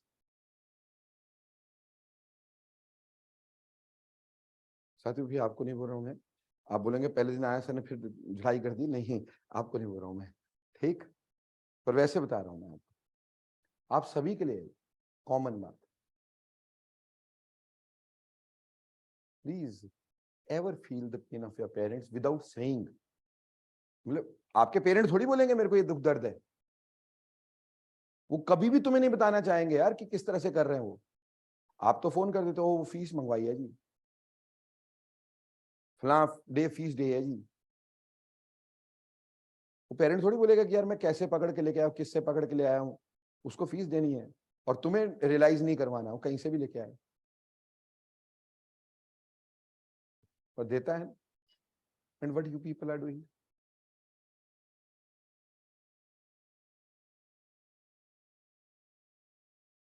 आत्मा रखो यार अपने अंदर, इजंट इट, है ना। अपने अंदर का इंसान मर तो नहीं जाना चाहिए ना यार। हम इतने सेल्फिश हो जाते हैं कि हमारे अंदर का इंसान ही मर जाता है, हमें दिखता ही कुछ नहीं है कि what are parents are doing, what my mother is doing, बस सिर्फ ये दिखता है कि स्कोल्डिंग हो रही है हमारी, हमारे को डांटा जाता जी, पढ़ते नहीं हो, डांट पड़ रही है।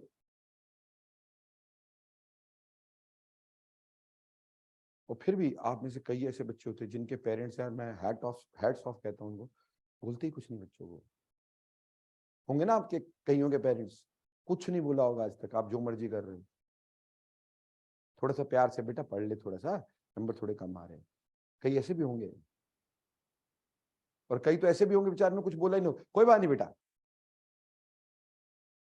तुम क्या टूटे चित्र की तरह बढ़ते जाएंगे।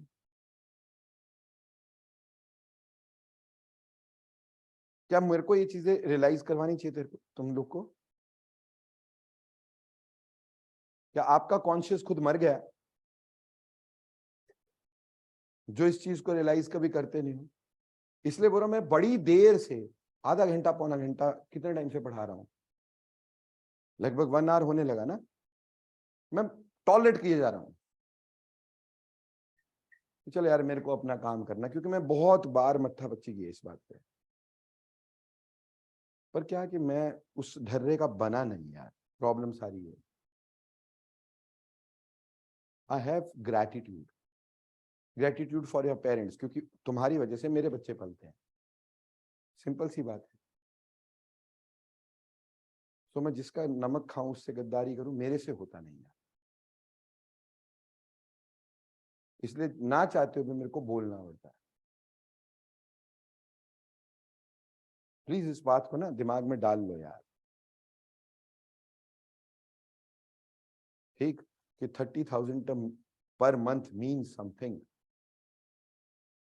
मनी सब कुछ नहीं खरीद सकती बेटा, पर उसके बिना जिंदगी भी कुछ नहीं। 6th एलिमेंट है ये। कितनी बार आपके पेरेंट्स अपने लिए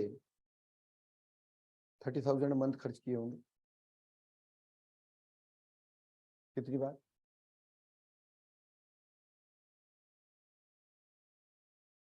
जब कभी तुम शूज लेने गए होंगे, तुम्हें तो तुम्हारे पसंद के मिले होंगे, पापा ये नहीं मेरे को तो एडिडास के लेने हैं, तुम्हें पसंद के मिले होंगे। पापा ने कभी ऐसा सोचा? उन्होंने बेचारे ने देखा सबसे सस्ते वाले कौन से हैं,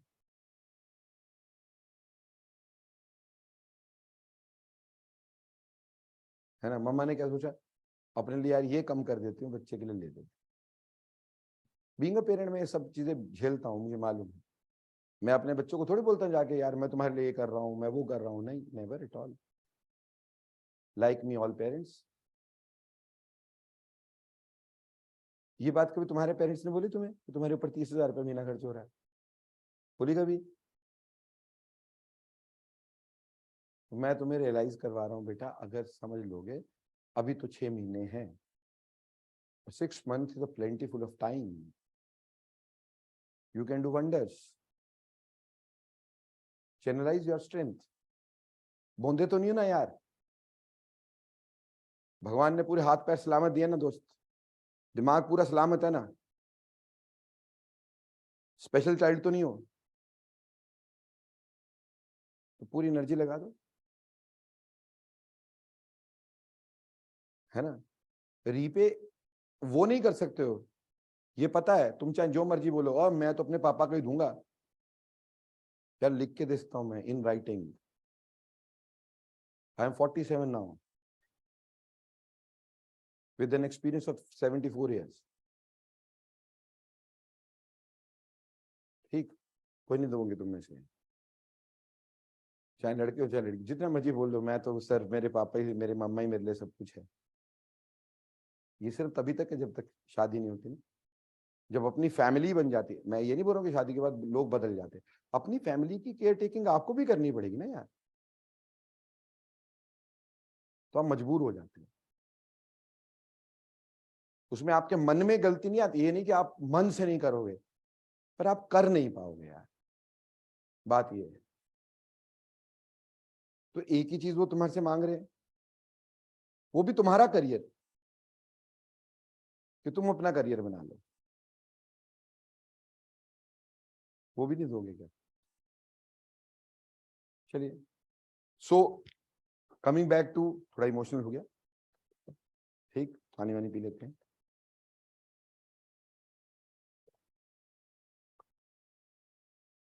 क्योंकि मेरे से पेरेंट्स बहुत सारे मिलने आते हैं ना, तो यार बहुत सारी चीजें देखने को मिलती हैं, कैसे कर रहे हैं, कोई लोन लेके, कोई कैसे, कोई किस तरह से, ठीक, कोई पता नहीं, फोन करते सर अभी मेरे पास है नहीं, तो मैं आपको ना अगर अगले महीने दे दूं चलेगा। ये बोलने के लिए कितनी स्ट्रेंथ चाहिए तुम्हें नहीं मालूम है, ये बोलने के लिए कितनी स्ट्रेंथ चाहिए अंदर से, और वो भी किसी आदमी को, बहुत मुश्किल है, ठीक है। और मैं अक्सर झेलता हूँ ये सब चीजें, पर मैं इंसान हूं, मेरी कॉन्शियस मरी नहीं ना, इस वजह से मेरे को ये दिखता है, मैं उनको फील करता हूँ। मैं जो हेल्प करूं, चलो मेरी पीनट्स जैसी हेल्प है कि चलो सर मेरे को मत दो यार, छोड़ो आप औरों को दे देना, मैं तो यही कर सकता हूँ ज्यादा, वो तो पीनट्स है बेचारे। मेरे 45,000 छोड़ के तुम्हारे 3 लाख में से कितने कम हो गए, ठीक, चलो any how. So MPV reduction, मैंने बोला एमपीवी रिडक्शन में हम लेंगे कीटोन्स और साथ में लेंगे सेकेंडरी अल्कोहल्स। बहुत ही मस्त रिएक्शन है। यहां पे हम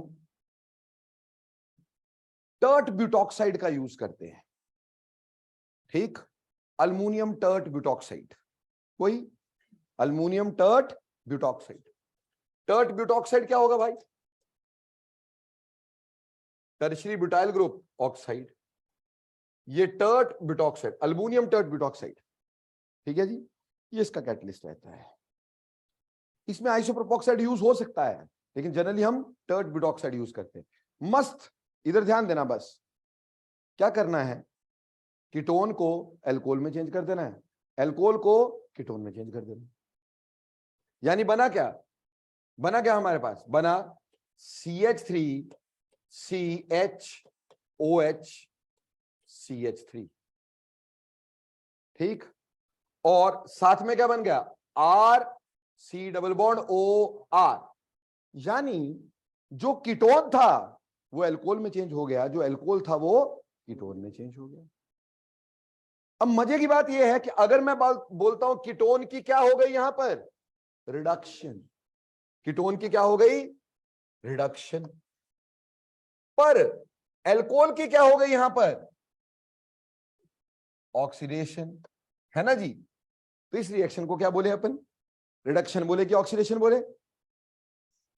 अब मजे की बात है, अगर हमने कीटोन एक्सेस में लिया और इसको मीडियम की तरह ले लिया कम, तो हमारे पास मेजर क्या हुई, रिडक्शन, तो उसको एमपीवी रिडक्शन बोलेंगे। क्या बोलेंगे, MPV reduction, मीरविन Ponndorf Verley reduction.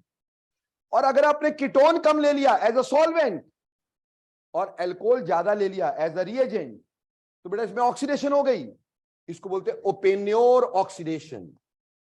क्या बोल देते हैं, Oppenauer oxidation. So Meerwein Ponndorf Verley reduction, MPV reduction and Oppenauer oxidation एक दूसरे के रिवर्स है, एक दूसरे का ऑपोजिट है। एक ही रिएक्शन के दो पार्ट है, आपने एक्सेस में क्या लिया उसके ऊपर डिपेंड कर रहा है। अगर आपने कीटोन का रिएक्शन लिया, एक्सेस में कीटोन लिया, तो भैया उसकी क्या हो गई, रिडक्शन, तो एमपीवी रिडक्शन थी। अगर आपने एल्कोहल एक्सेस में ले लिया और रिएक्शन किसका कर रहे हैं, एल्कोहल का, ठीक, ये कैसा हो जाएगा फिर, solvent along with this which is the catalyst, ये कैटलिस्ट, ये सॉल्वेंट। तो क्या हो गई? Oppenauer oxidation. तो याद रखना MPV reduction is reverse of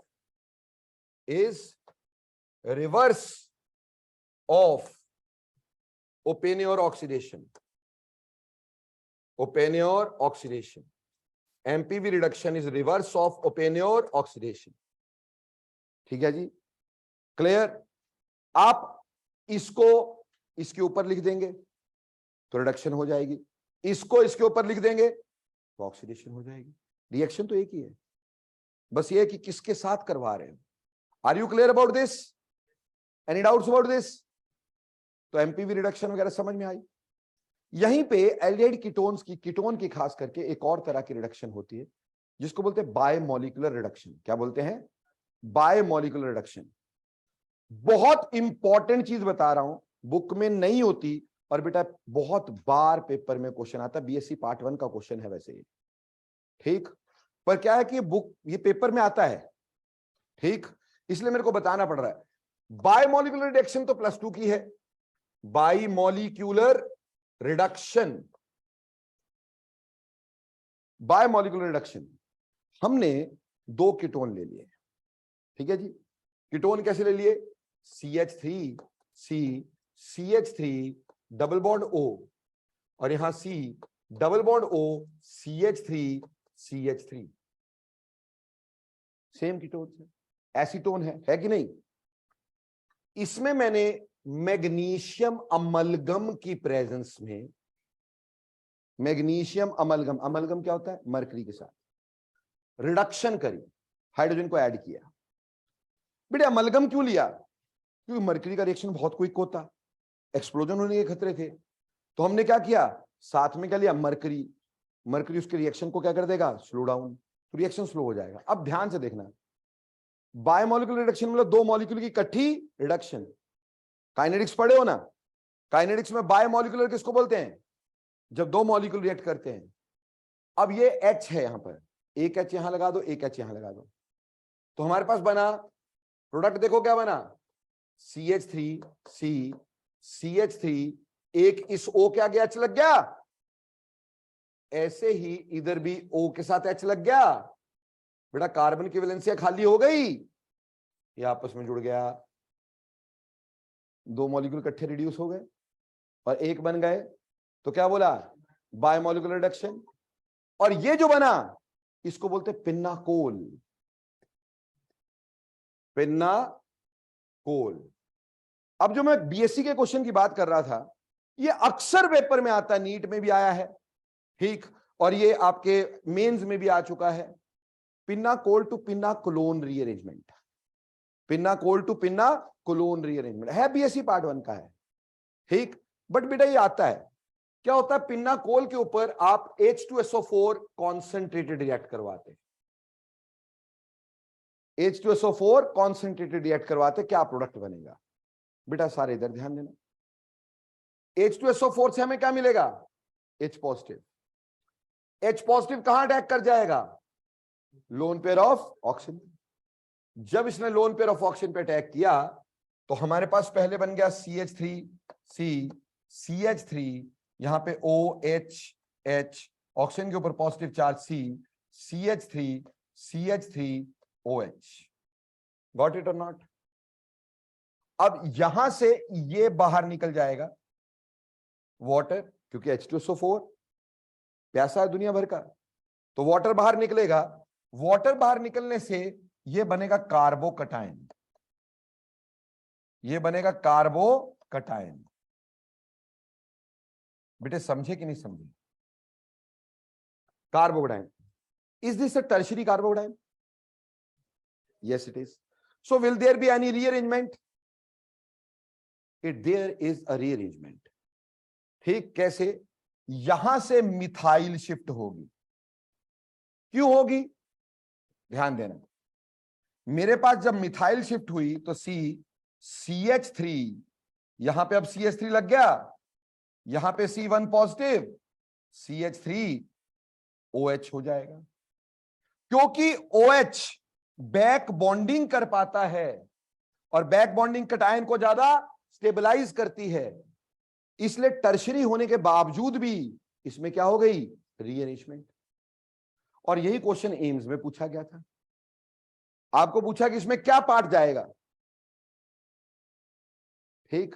तो बेटा इसमें मिथाइल शिफ्ट हुई, और क्यों हुई, क्योंकि यहां पे बैक बॉन्डिंग हो सकती थी, और बैक बॉन्डिंग आपको पता प्लस साई से ज्यादा स्टेबलाइज करती है। अगर मैं इधर बात करता हूं, इधर प्लस साई की वजह से स्टेबल था ना, ये कार्बोडाइन क्यों स्टेबल था, इसका प्लस साई, इसका प्लस साई, इसका प्लस साई, बट इस केस में तो क्या हो गया, plus R will be a more stable कार्बोडाइन और नॉट, इसलिए यहां पे रीअरेंजमेंट हो गई। अब जब इसने बैक बॉन्डिंग की तो हमारे पास बना CCH3, यहां पे भी CH3, यहां पे C double bond O H oxygen के ऊपर पॉजिटिव चार्ज CH3, यहां के इलेक्ट्रॉन गए यहां पर, H इज गिवन आउट। आपको पता ऑर्गेनिक में कर्मों की सजा तो मिलनी मिलनी है ना, अटैक किसने किया था, H ने, तो बाहर कौन जाएगा, और ये जो बन गया इसको बोला पिन्नाकोलोन, पिन्नाकोलोन। तो बेटे क्वेश्चन कई बार इस पे आया है कि पिन्नाकोल दे देते हैं, H2SO4 दे देते, प्रोडक्ट बोलो, प्रोडक्ट हो गया पिन्नाकोलोन, ठीक। या कई बार इसमें रीअरेंजमेंट पूछ लेते, कौन सी रीअरेंजमेंट होगी, ठीक है जी। तो बेटा ये पिन्नाकोल बायोमोलिकुलर रिडक्शन सिर्फ यहीं तक है, पिन्नाकोल की फॉर्मेशन तक, ठीक। उसके बाद मैंने अलग से एक रिएक्शन करवाया, पिन्नाकोल टू पिन्नाकोलोन रीअरेंजमेंट। बार बार बोल रहा हूं, है BSc 2 का, BSc पार्ट 1 का है, बट डेफिनेटली ये बड़ी बार पेपरों में आता है। अंडरस्टूड दिस और नॉट, अच्छे समझ में आया ये, कोई दिक्कत, तो बेटा बायोमोलिकुलर रिडक्शन भी हो गई, ठीक। और अब ऑक्सीडेशन हम पहले कर चुके हैं, बोलो कर चुके कि नहीं, आपको पता है aldehyde gives carboxylic acid with same number of carbon, ketone gives carboxylic acid by using Popoff's rule, और पोपॉफ्स रूल क्या बोलता है, during oxidative cleavage smaller alkyl group preferably remains with the carbonyl part. बल्कि मैंने उसका ये बताया था कि जिस कार्बन पे ज्यादा अल्फा हाइड्रोजन होंगे वो कार्बोनाइल के साथ रहेगा, जिसमें अल्फा हाइड्रोजन कम होंगे कार्बोनाइल के साथ नहीं रहेगा, डिटैच हो जाएगा, और नॉन कॉरेस्पॉन्डिंग एसिड बनते हैं, है ना। फिर ये भी बता चुका हूं कि बेटा एल्डिहाइड को ऑक्सीडाइज करना इजी है क्योंकि उसमें C से H बॉन्ड तोड़ना, कीटोन को ऑक्सीडाइज करना मुश्किल है क्योंकि उसमें C से C बॉन्ड तोड़ना। इसलिए बेटा Fehling solution test, Benedict solution test और टोलेंस रीएजेंट टेस्ट हमने किया था, किसके लिए, एल्डिहाइड्स के लिए, याद है वो। फिर आपको यह भी बताया था मैंने बेटा कि बेंजल्डिहाइड एक ऐसा एल्डिहाइड है जो टोलेंस रिएजेंट टेस्ट तो देता है लेकिन फेलिंग सॉल्यूशन टेस्ट नहीं देता है ना बेटा। क्यों, क्योंकि silver is a better oxidising agent और बेंजल्डिहाइड को ऑक्सीडाइज करना थोड़ा मुश्किल होता है due to plus R effect of benzene ring. Clear, तो ऑक्सीडेशन डन है, कोई दिक्कत तो नहीं। लेकिन अब ऑक्सीडेशन का एक रिएक्शन कर रहा हूं, बहुत समय से रोका हुआ है, ठीक, and that is iodoform test. Very very very very very important. अगर एल्डिहाइड कीटोन में मैं आइडोफॉर्म टेस्ट ना करवाऊं तो बेटा अधूरा रह जाएगा एल्डिहाइड कीटोन। और इसमें बड़ी जगह पर इसके बारे में आता है, आइडोफॉर्म टेस्ट के बारे में आता है। तो चलें जी आइडोफॉर्म टेस्ट करें, फिर क्या छुट्टी है, कोई दिक्कत नहीं, हमने सारा कुछ कर लिया, ठीक। जो रिडक्शन का आपको एल्कीन एल्काइन से करवाना है करवा दूंगा मैं, ठीक। अब देखो बच्चों, हम पहले क्या कर रहे हैं, iodoform test, iodoform test, iodoform test. देखो बेटा आइडोफॉर्म टेस्ट जो है ना, ये methyl ketone and methyl carbinols का टेस्ट है। This is the test for methyl ketones, methyl ketones या फिर methyl carbinol, methyl carbinol. Sir ये होती क्या भला है जी, यानी जिसमें भी आपके पास ये वाला ग्रुप मिले, ठीक है, या जिसमें भी आपके पास ये वाला ग्रुप मिले, ऊपर वाला मिथाइल कीटोन, नीचे वाला मिथाइल कार्बिनोल। एक छोटी बात बताऊं, कहीं पे भी सेकंड कार्बन पे वो होना चाहिए। वो सेकंड कार्बन नंबरिंग से मत देखना, दाएं से बाएं से ऊपर से नीचे से कहीं से भी सेकंड कार्बन पे O होना चाहिए, पर वो एसिड या एसिड का डेरिवेटिव नहीं होना चाहिए, वो एसिड या एसिड का डेरिवेटिव नहीं होना चाहिए। मेरी बात समझे क्या कह रहा हूं मैं, कि आपके पास आइडोफॉर्म टेस्ट वहां होता है जहां हमारे पास क्या हो, मिथाइल कीटोन या मिथाइल सेकंड कार्बन पे O हो, पर वो एसिड या एसिड का डेरिवेटिव नहीं होना चाहिए। तो चलो चेक करते हैं तुम्हारे को समझ में आया कि नहीं आया। ठीक, चलो अब मेरे को बताते जाना कि इसमें आइडोफॉर्म टेस्ट होगा कि नहीं होगा। ठीक, पहला आपको दे रहा हूं, आपने बताना है क्या इसमें आइडोफॉर्म टेस्ट होगा कि नहीं होगा। क्या इसमें आइडोफॉर्म टेस्ट होगा कि नहीं होगा? डेफिनेटली होगा, क्योंकि यहां पे कौन सा ग्रुप है, मिथाइल कीटोन है। ठीक है जी, दूसरी बात,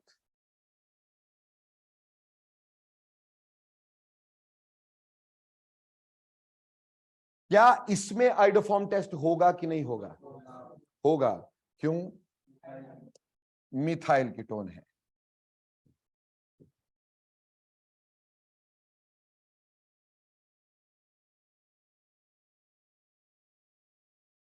क्या इसमें आइडोफॉर्म टेस्ट होगा कि नहीं होगा? डेफिनेटली होगा, क्योंकि यहां पे क्या है, मिथाइल कीटोन है।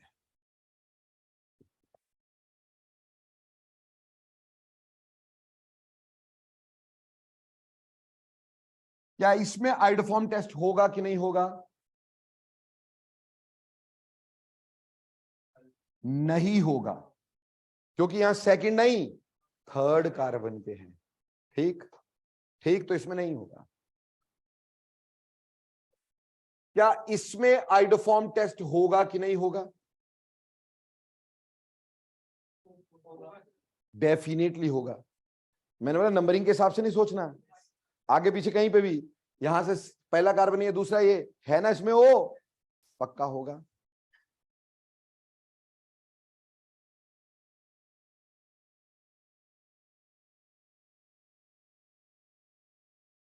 क्या इसमें आइडोफॉर्म टेस्ट होगा कि नहीं होगा? नहीं होगा, क्योंकि ये एक एस्टर है, एसिड का डेरिवेटिव है। ऐसे केस में चाहे यहां पे ग्रुप लगा भी होगा तब भी नहीं होगा। समझ में आई बात? एसिड का डेरिवेटिव नहीं होना चाहिए।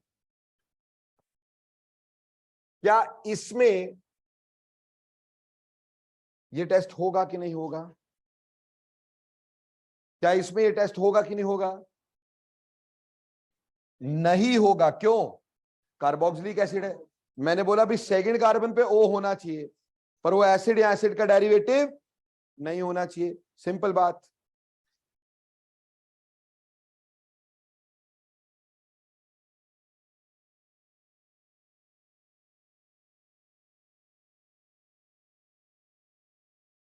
या इसमें ये टेस्ट होगा कि नहीं होगा? होगा कि नहीं होगा? होगा, क्यों? मिथाइल कार्बिनोल ग्रुप है कि नहीं?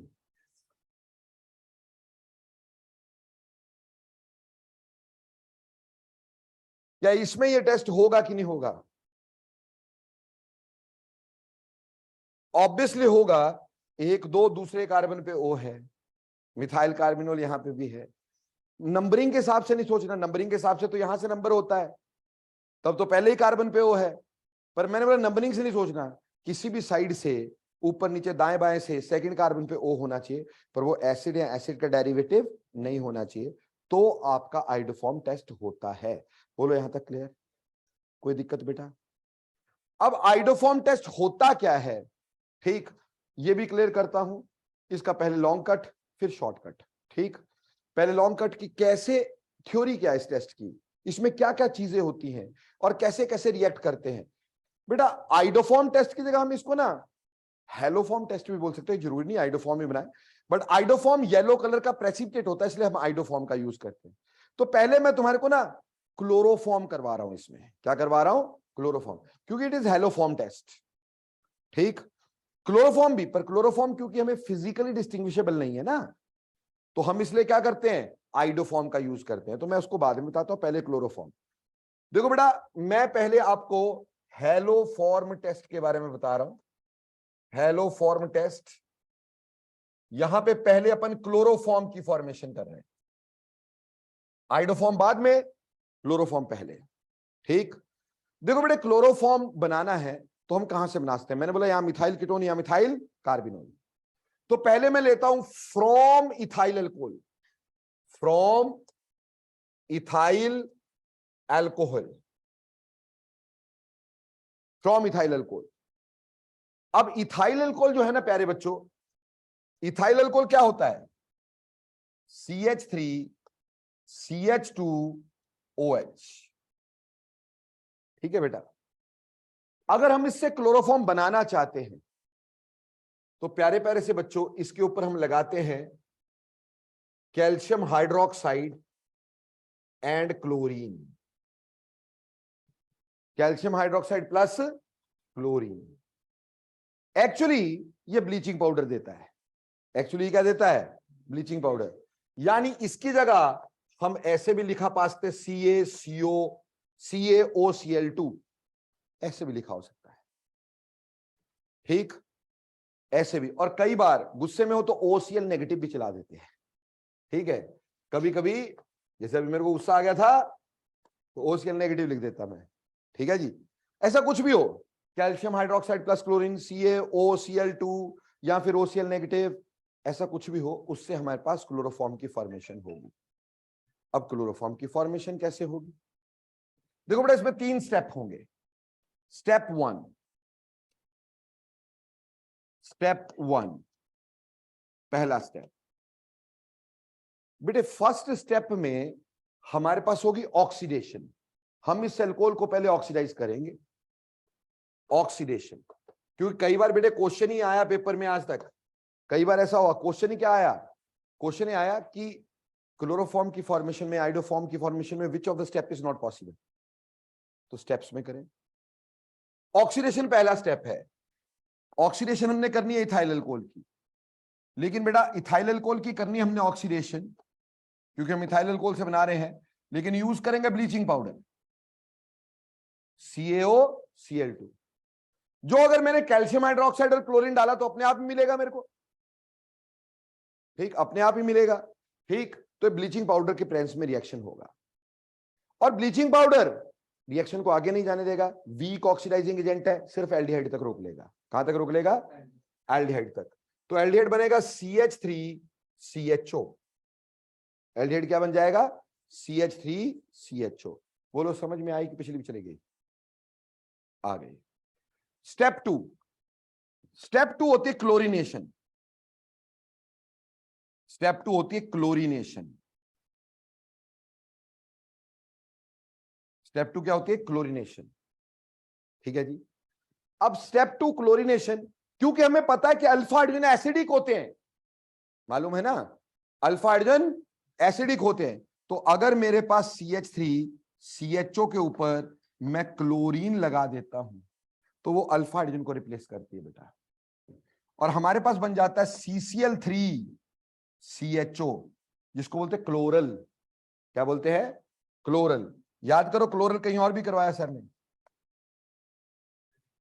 एडिशन ऑफ वाटर, है ना, क्लोरल डाइहाइड्रेट बनता है ना, CCl3CHO क्लोरल। बोलो क्लियर? समझ में आया यहां तक? And the last step here is cleavage. Step number 3, cleavage. Step number 3, cleavage. Cleavage कैसे करते हैं? हमने यहां पे कैल्शियम हाइड्रोक्साइड डाला ना, तो कैल्शियम हाइड्रोक्साइड ऐसा होता है। ठीक, और क्लोरल के 2 मॉलिक्यूल CCl3CHO, CCl3CHO। करना कुछ भी नहीं है। ये क्या निकला? CHCl3 बना कि नहीं? तो यहां बन गया CHCl3, और साथ में कैल्शियम के 2 ऑक्सीजन के साथ ये ऑक्सीजन के थ्रू जुड़ा होगा, C double bond OH, C double bond OH। ऐसे ही होगा ना भाई, ये कैल्शियम फॉर्मेट। क्या बन गया? Calcium formate. और ये बना क्लोरोफॉर्म, यहां बन गया क्लोरोफॉर्म। बोलो प्यारे बच्चों, बात समझ में आई कि नहीं आई? ये 3 स्टेप्स हैं, ऑक्सीडेशन, क्लोरीनेशन और फिर क्लीवेज। ठीक है जी। तो हमने इन 3 स्टेप्स में इथाइल अल्कोहल से क्या बनाया? क्लोरोफॉर्म। तो जब भी कभी ऐसा हो जिसमें मिथाइल कार्बिनोल ग्रुप हो, उसमें यह लिख के दिया हो आपका प्रोडक्ट क्या होगा? क्लोरोफॉर्म। और साथ में देखो कितना सौखा बता रहा हूं, ध्यान देना। ठीक, यहां एक कार्बन हमने क्लोरोफॉर्म में निकाल दिया तो एक ही कार्बन का एसिड बनेगा, तो सॉल्ट बन जाएगा किसका? CaOO डबल बॉन्ड OH, यानी एक कार्बन का सॉल्ट बन जाएगा। ये समझ लेना।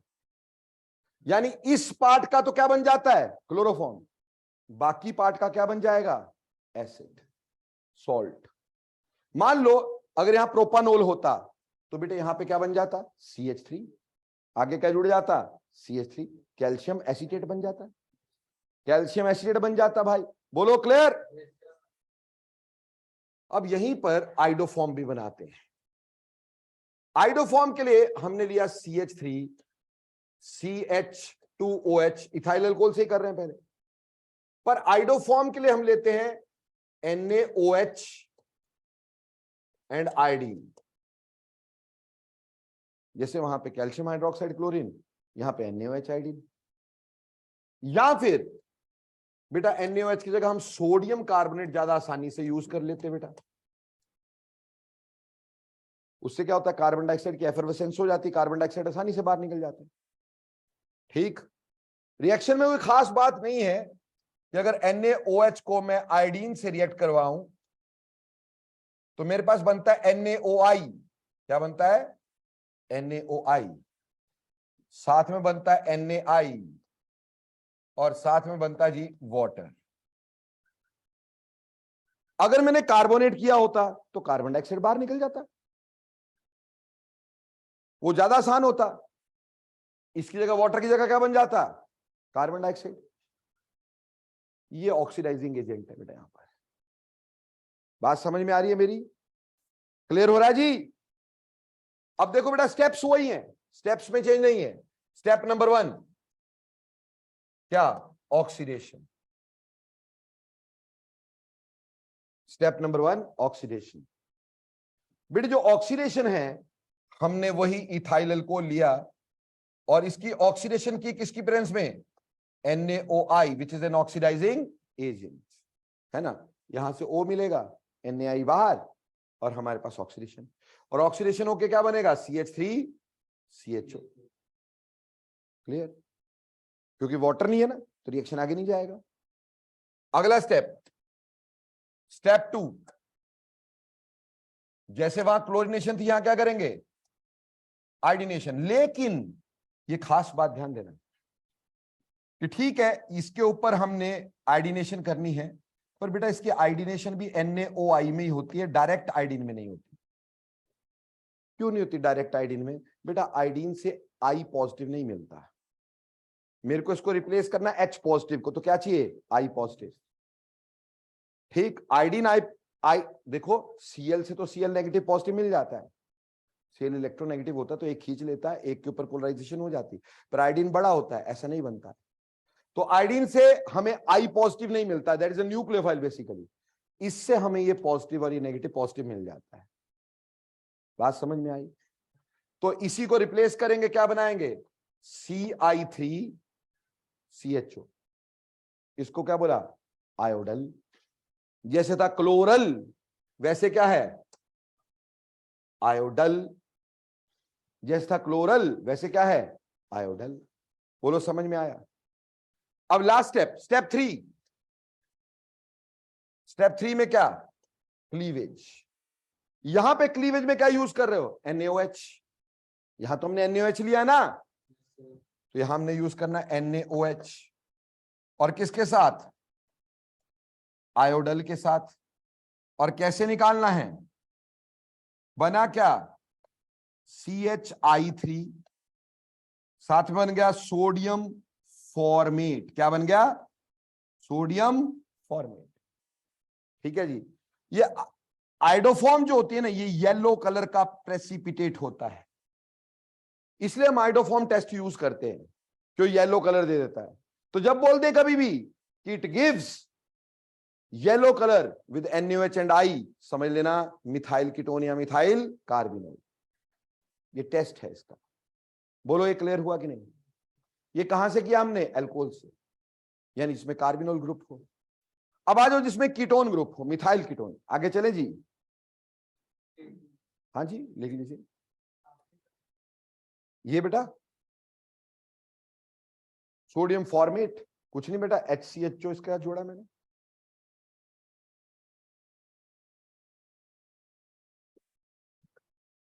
अगला देखते दोस्तों, चले आगे। अगला फ्रॉम एसीटोन, एसीटोन, एसीटोन, ठीक। तो एक साइड क्लोरोफॉर्म, दूसरी जगह आइडोफॉर्म। एसीटोन से हमारे पास है CH3, C double bond O, CH3। बेटा ध्यान से देखना, फिर आगे इसका शॉर्टकट भी बताना ना मेरे को, ठीक। और क्लोरोफॉर्म किस में बनाते हो तुम? है ना, यहां ब्लीचिंग पाउडर में, CaOCl2 में, है ना जी, बात एक ही होती है। अब इसमें प्रोडक्ट कैसे, देखो बेटा, इसमें स्टेप्स, स्टेप नंबर 1, पहले बोलो क्या अब ऑक्सीडेशन की जरूरत है? हमें तो अल्फा हाइड्रोजन को एसिडिक ही बनाना था, वो एसिडिक होते हैं कीटोन्स में। एल्कोहल को तो इसलिए ऑक्सीडाइज करना पड़ता था क्योंकि हाइड्रोजन एसिडिक नहीं थे। अब हाइड्रोजन क्या है? एसिडिक है। तो पहला स्टेप खा दिया हमने, ऑक्सीडेशन की जरूरत नहीं। डायरेक्ट क्या? Direct chlorination, direct chlorination. और क्लोरीनेशन कैसे करते हो? CH3, C double bond O, CH3। Chlorination किसकी प्रेजेंस में? क्लोरीन के प्रेजेंस में। अल्फा हाइड्रोजन को रिप्लेस करो, CCl3, C double bond O, CH3। Sir दूसरे साइड के H क्यों नहीं रिप्लेस हुए? बेटा पहले एक साइड के ज्यादा एसिडिक होते जाएंगे, वो रिप्लेस होंगे, और फिर वो इतना अनस्टेबल हो जाएगा, फर्दर रिप्लेस होंगे नहीं। समझ में आई बात? दूसरा स्टेप क्या होगा आप बताओ? सीधे ही क्लीवेज, ठीक। एक स्टेप तो खा ही दिया हमने इसमें, क्योंकि ऑक्सीडेशन वाला स्टेप की जरूरत ही नहीं है। ऑक्सीडेशन करते थे अल्फा हाइड्रोजन को एसिडिक बनाने के लिए, वो पहले से है। अब ये क्या बन गया? इसको बोला ट्राइक्लोरोएसीटोन, जिसे क्या था? क्लोरल था ना, क्लोरल। अब ये क्या है? Trichloroacetone, trichloroacetone. तो बेटा ट्राइक्लोरोएसीटोन की आप क्या करोगे? क्लीवेज किसकी प्रेजेंस में? कैल्शियम हाइड्रोक्साइड की प्रेजेंस में। CaOH, OH, CCl3, C double bond O, CH3, CCl3, C double bond O, CH3। क्या करोगे दोस्तों? क्या बन गया हमारे पास? CHCl3, साथ में CaOO, C double bond O, CH3, C double bond O, calcium acetate, कैसीटेट, एसीटेट। तो कैल्शियम एसीटेट बन गया बच्चे। किसी को कोई प्रॉब्लम? तो फटाफट से मेरे को बताओ, अगर मैंने आइडोफॉर्म बनानी हो तो क्या करूंगा? ठीक, किसकी प्रेजेंस में? सोडियम कार्बोनेट आयोडीन या NaOH और आयोडीन, ऐसे यूज करते हैं ना अपन, या फिर NaOH एंड आयोडीन। पहला स्टेप इसमें क्या होगा? आयोडीनेशन। और आयोडीनेशन किसकी प्रेजेंस में करेंगे? NaOI, बिल्कुल सही। C double bond O, CH3, यहां पे लगाएंगे NaOI। तो बेटा I रिप्लेस करेगा किसको? H को। CI3, C double bond O, CH3। समझे मेरी बात? अब मेरे पास नेक्स्ट स्टेप में क्या होगा? क्लीवेज। क्लीवेज कैसे करोगे? NaOH में किसको डालोगे? CI3, C double bond O, CH3। निकाल डालो यार, बना लोगे प्रोडक्ट। क्या बना हमारे पास? CH3 येलो येलो डट्टी फेलो, और साथ में NaO C double bond O CH3 sodium acetate. बोलो क्लियर? अब ध्यान देना जरा, होता क्या इस रिएक्शन में, एक पार्ट ये पहले वाला ये चेंज होता है हाइड्रोफॉर्म या क्लोरोफॉर्म में, बाकी पार्ट एसिड का सॉल्ट बनाता है। सिंपल है, सिंपल है। जैसे प्यारे बच्चों, मान लो कल को मेरे को बोल दिया कि CH3 CHOH is being heated with calcium hydroxide and chlorine। अब मुझे शॉर्टकट में प्रोडक्ट बनाना है, इतना समय नहीं बचा। इस पार्ट का क्या बनाओगे? CHCl3। बाकी दो कार्बन वाला क्या बनाओगे? एसिड। किसके साथ बनाओगे? कैल्शियम के साथ। दो कार्बन वाला यानी C double bond O CH3 O CH3। अरे बोलो मुश्किल है क्या? मुश्किल है क्या? अगर मान लो मैंने इसमें लिखा होता है NaOH एंड I2, क्या बनाता मैं? CH3 और दो कार्बन वाला salt NaO C double bond O CH3 sodium acetate. बोलो बच्चे क्लियर? समझ में आया? मान लो मेरे पास होता CH3 CH2 CH2 C double bond O CH3, और इस पे तुम्हें बोलता मैं कि कैल्शियम हाइड्रोक्साइड और क्लोरीन लगा के बता दो, और दूसरी चीज बोलता कि NaOH और आयोडीन लगा के बता दो। क्या करते हैं? इस पार्ट का क्या बनाते? क्लोरोफॉर्म।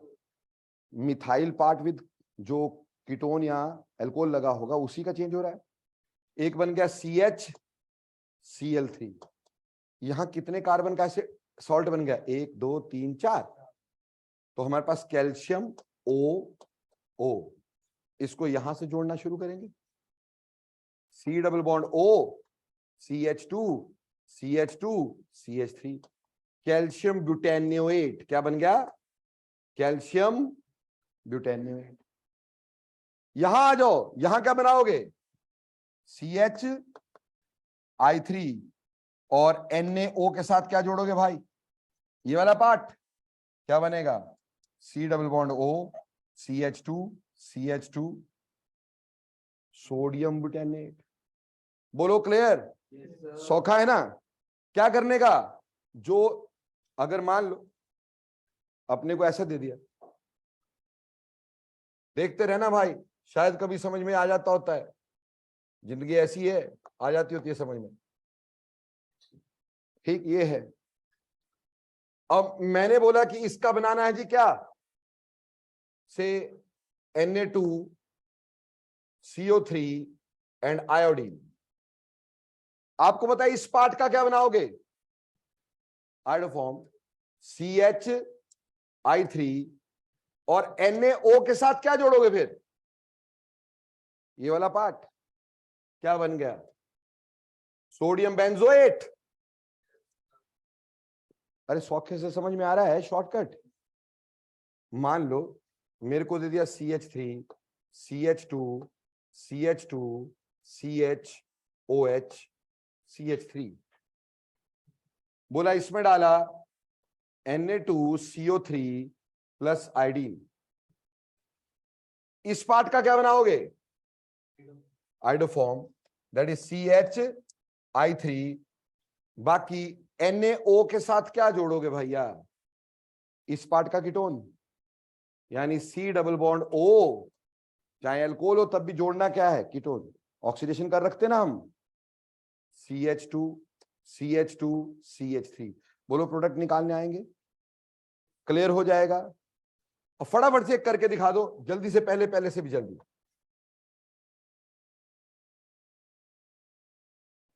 इसको रिएक्शन देना with sodium carbonate and iodine. चलो शाबाश।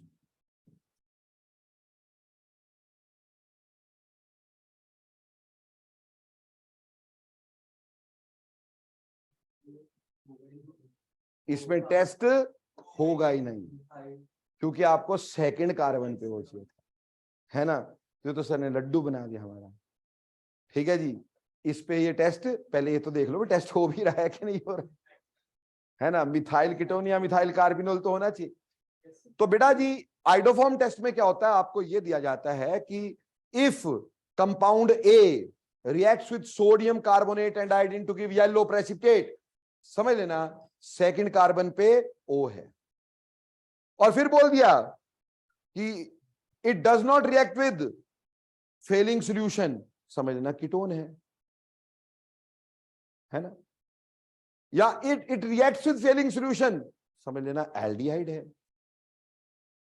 ठीक, तो इस तरह से करके हमारे पास टेस्ट होता है। तो आइडोफॉर्म टेस्ट क्लियर हुआ कि नहीं हुआ भाई? पक्का? तो ये बेटा आइडोफॉर्म टेस्ट था। शॉर्टकट, लॉन्ग कट, सब तरह के कट और सब तरह की चीजें मैंने आपको इसमें बताई। ठीक, एक्चुअली ये रिएक्शन भी अल्फा हाइड्रोजन के एसिडिक करेक्टर पे ही बना हुआ है। ठीक, उसी से रिप्लेस होता है। और किस में होता है, कहां होता है, ये आइडोफॉर्म टेस्ट हमने कर लिया। एल्डिहाइड कीटोन्स के टेस्ट हमने किए थे, Fehling solution test, Benedict solution test और टोलेंस रिएजेंट। लेकिन एक टेस्ट मैं तुम्हें और बता रहा हूं फॉर एल्डिहाइड्स, जो एल्डिहाइड कीटोन्स के बीच का टेस्ट है, एल्डिहाइड कीटोन्स के, बेटा Schiff's reagent test. Schiff's reagent test, बेटा शिफ्स रिएजेंट होता है rosaniline hydrochloride, rosaniline hydrochloride. Formula लिखने की जरूरत ही नहीं है, क्योंकि फॉर्मूला नहीं पूछा जाएगा भाई। ठीक, बेसिकली क्या है, शिफ्स रिएजेंट एक मजेंटा कलर का सॉल्यूशन होता है। मजेंटा समझते ना, है ना, पिंक जैसा मजेंटा होता है, डार्क सा पिंक, है ना, पंजाबी में रानी कलर, है ना। सो मजेंटा कलर होता है शिफ्स रिएजेंट। हम इसमें क्या करते हैं, पहले सल्फर डाइऑक्साइड पास ऑन करवाते हैं। सल्फर डाइऑक्साइड रिड्यूसिंग एजेंट है, वो शिफ्स रिएजेंट को रिड्यूस करके कलरलेस कर देती है। अब जिसको हमने टेस्ट करना है, हम उसको इसमें डालेंगे, कंपाउंड ए। मान लो वो एल्डिहाइड है, अगर वो एल्डिहाइड हुआ तो मजेंटा कलर अगेन अपीयर्स। क्यों? जैसे सल्फर डाइऑक्साइड ने इसको रिड्यूस किया था, ये इसको क्या कर देगा, ऑक्सीडाइज, और दोबारा से क्या बन जाएगा, सेम वही मजेंटा कलर। और अगर कीटोन हुआ तो ये कलर चेंज नहीं करेगा। ठीक, क्योंकि कीटोन आसानी से रिड्यूस नहीं होते, ना आसानी से ऑक्सीडाइज होते। एल्डिहाइड आसानी से ऑक्सीडाइज भी, आसानी से रिड्यूस भी।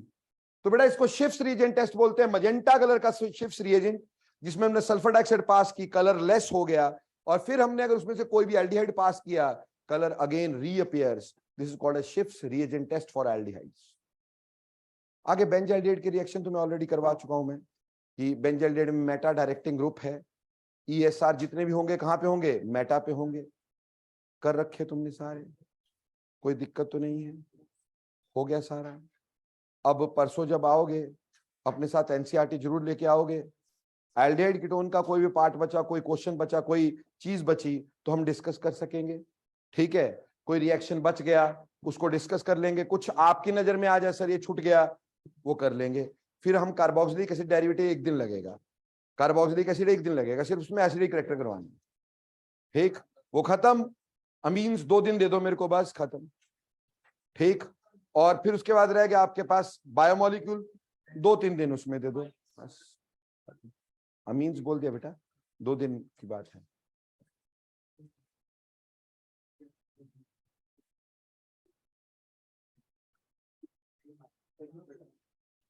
चलिए, ऑनलाइन वाले प्यारे बच्चों, कोई दिक्कत, कोई परेशानी?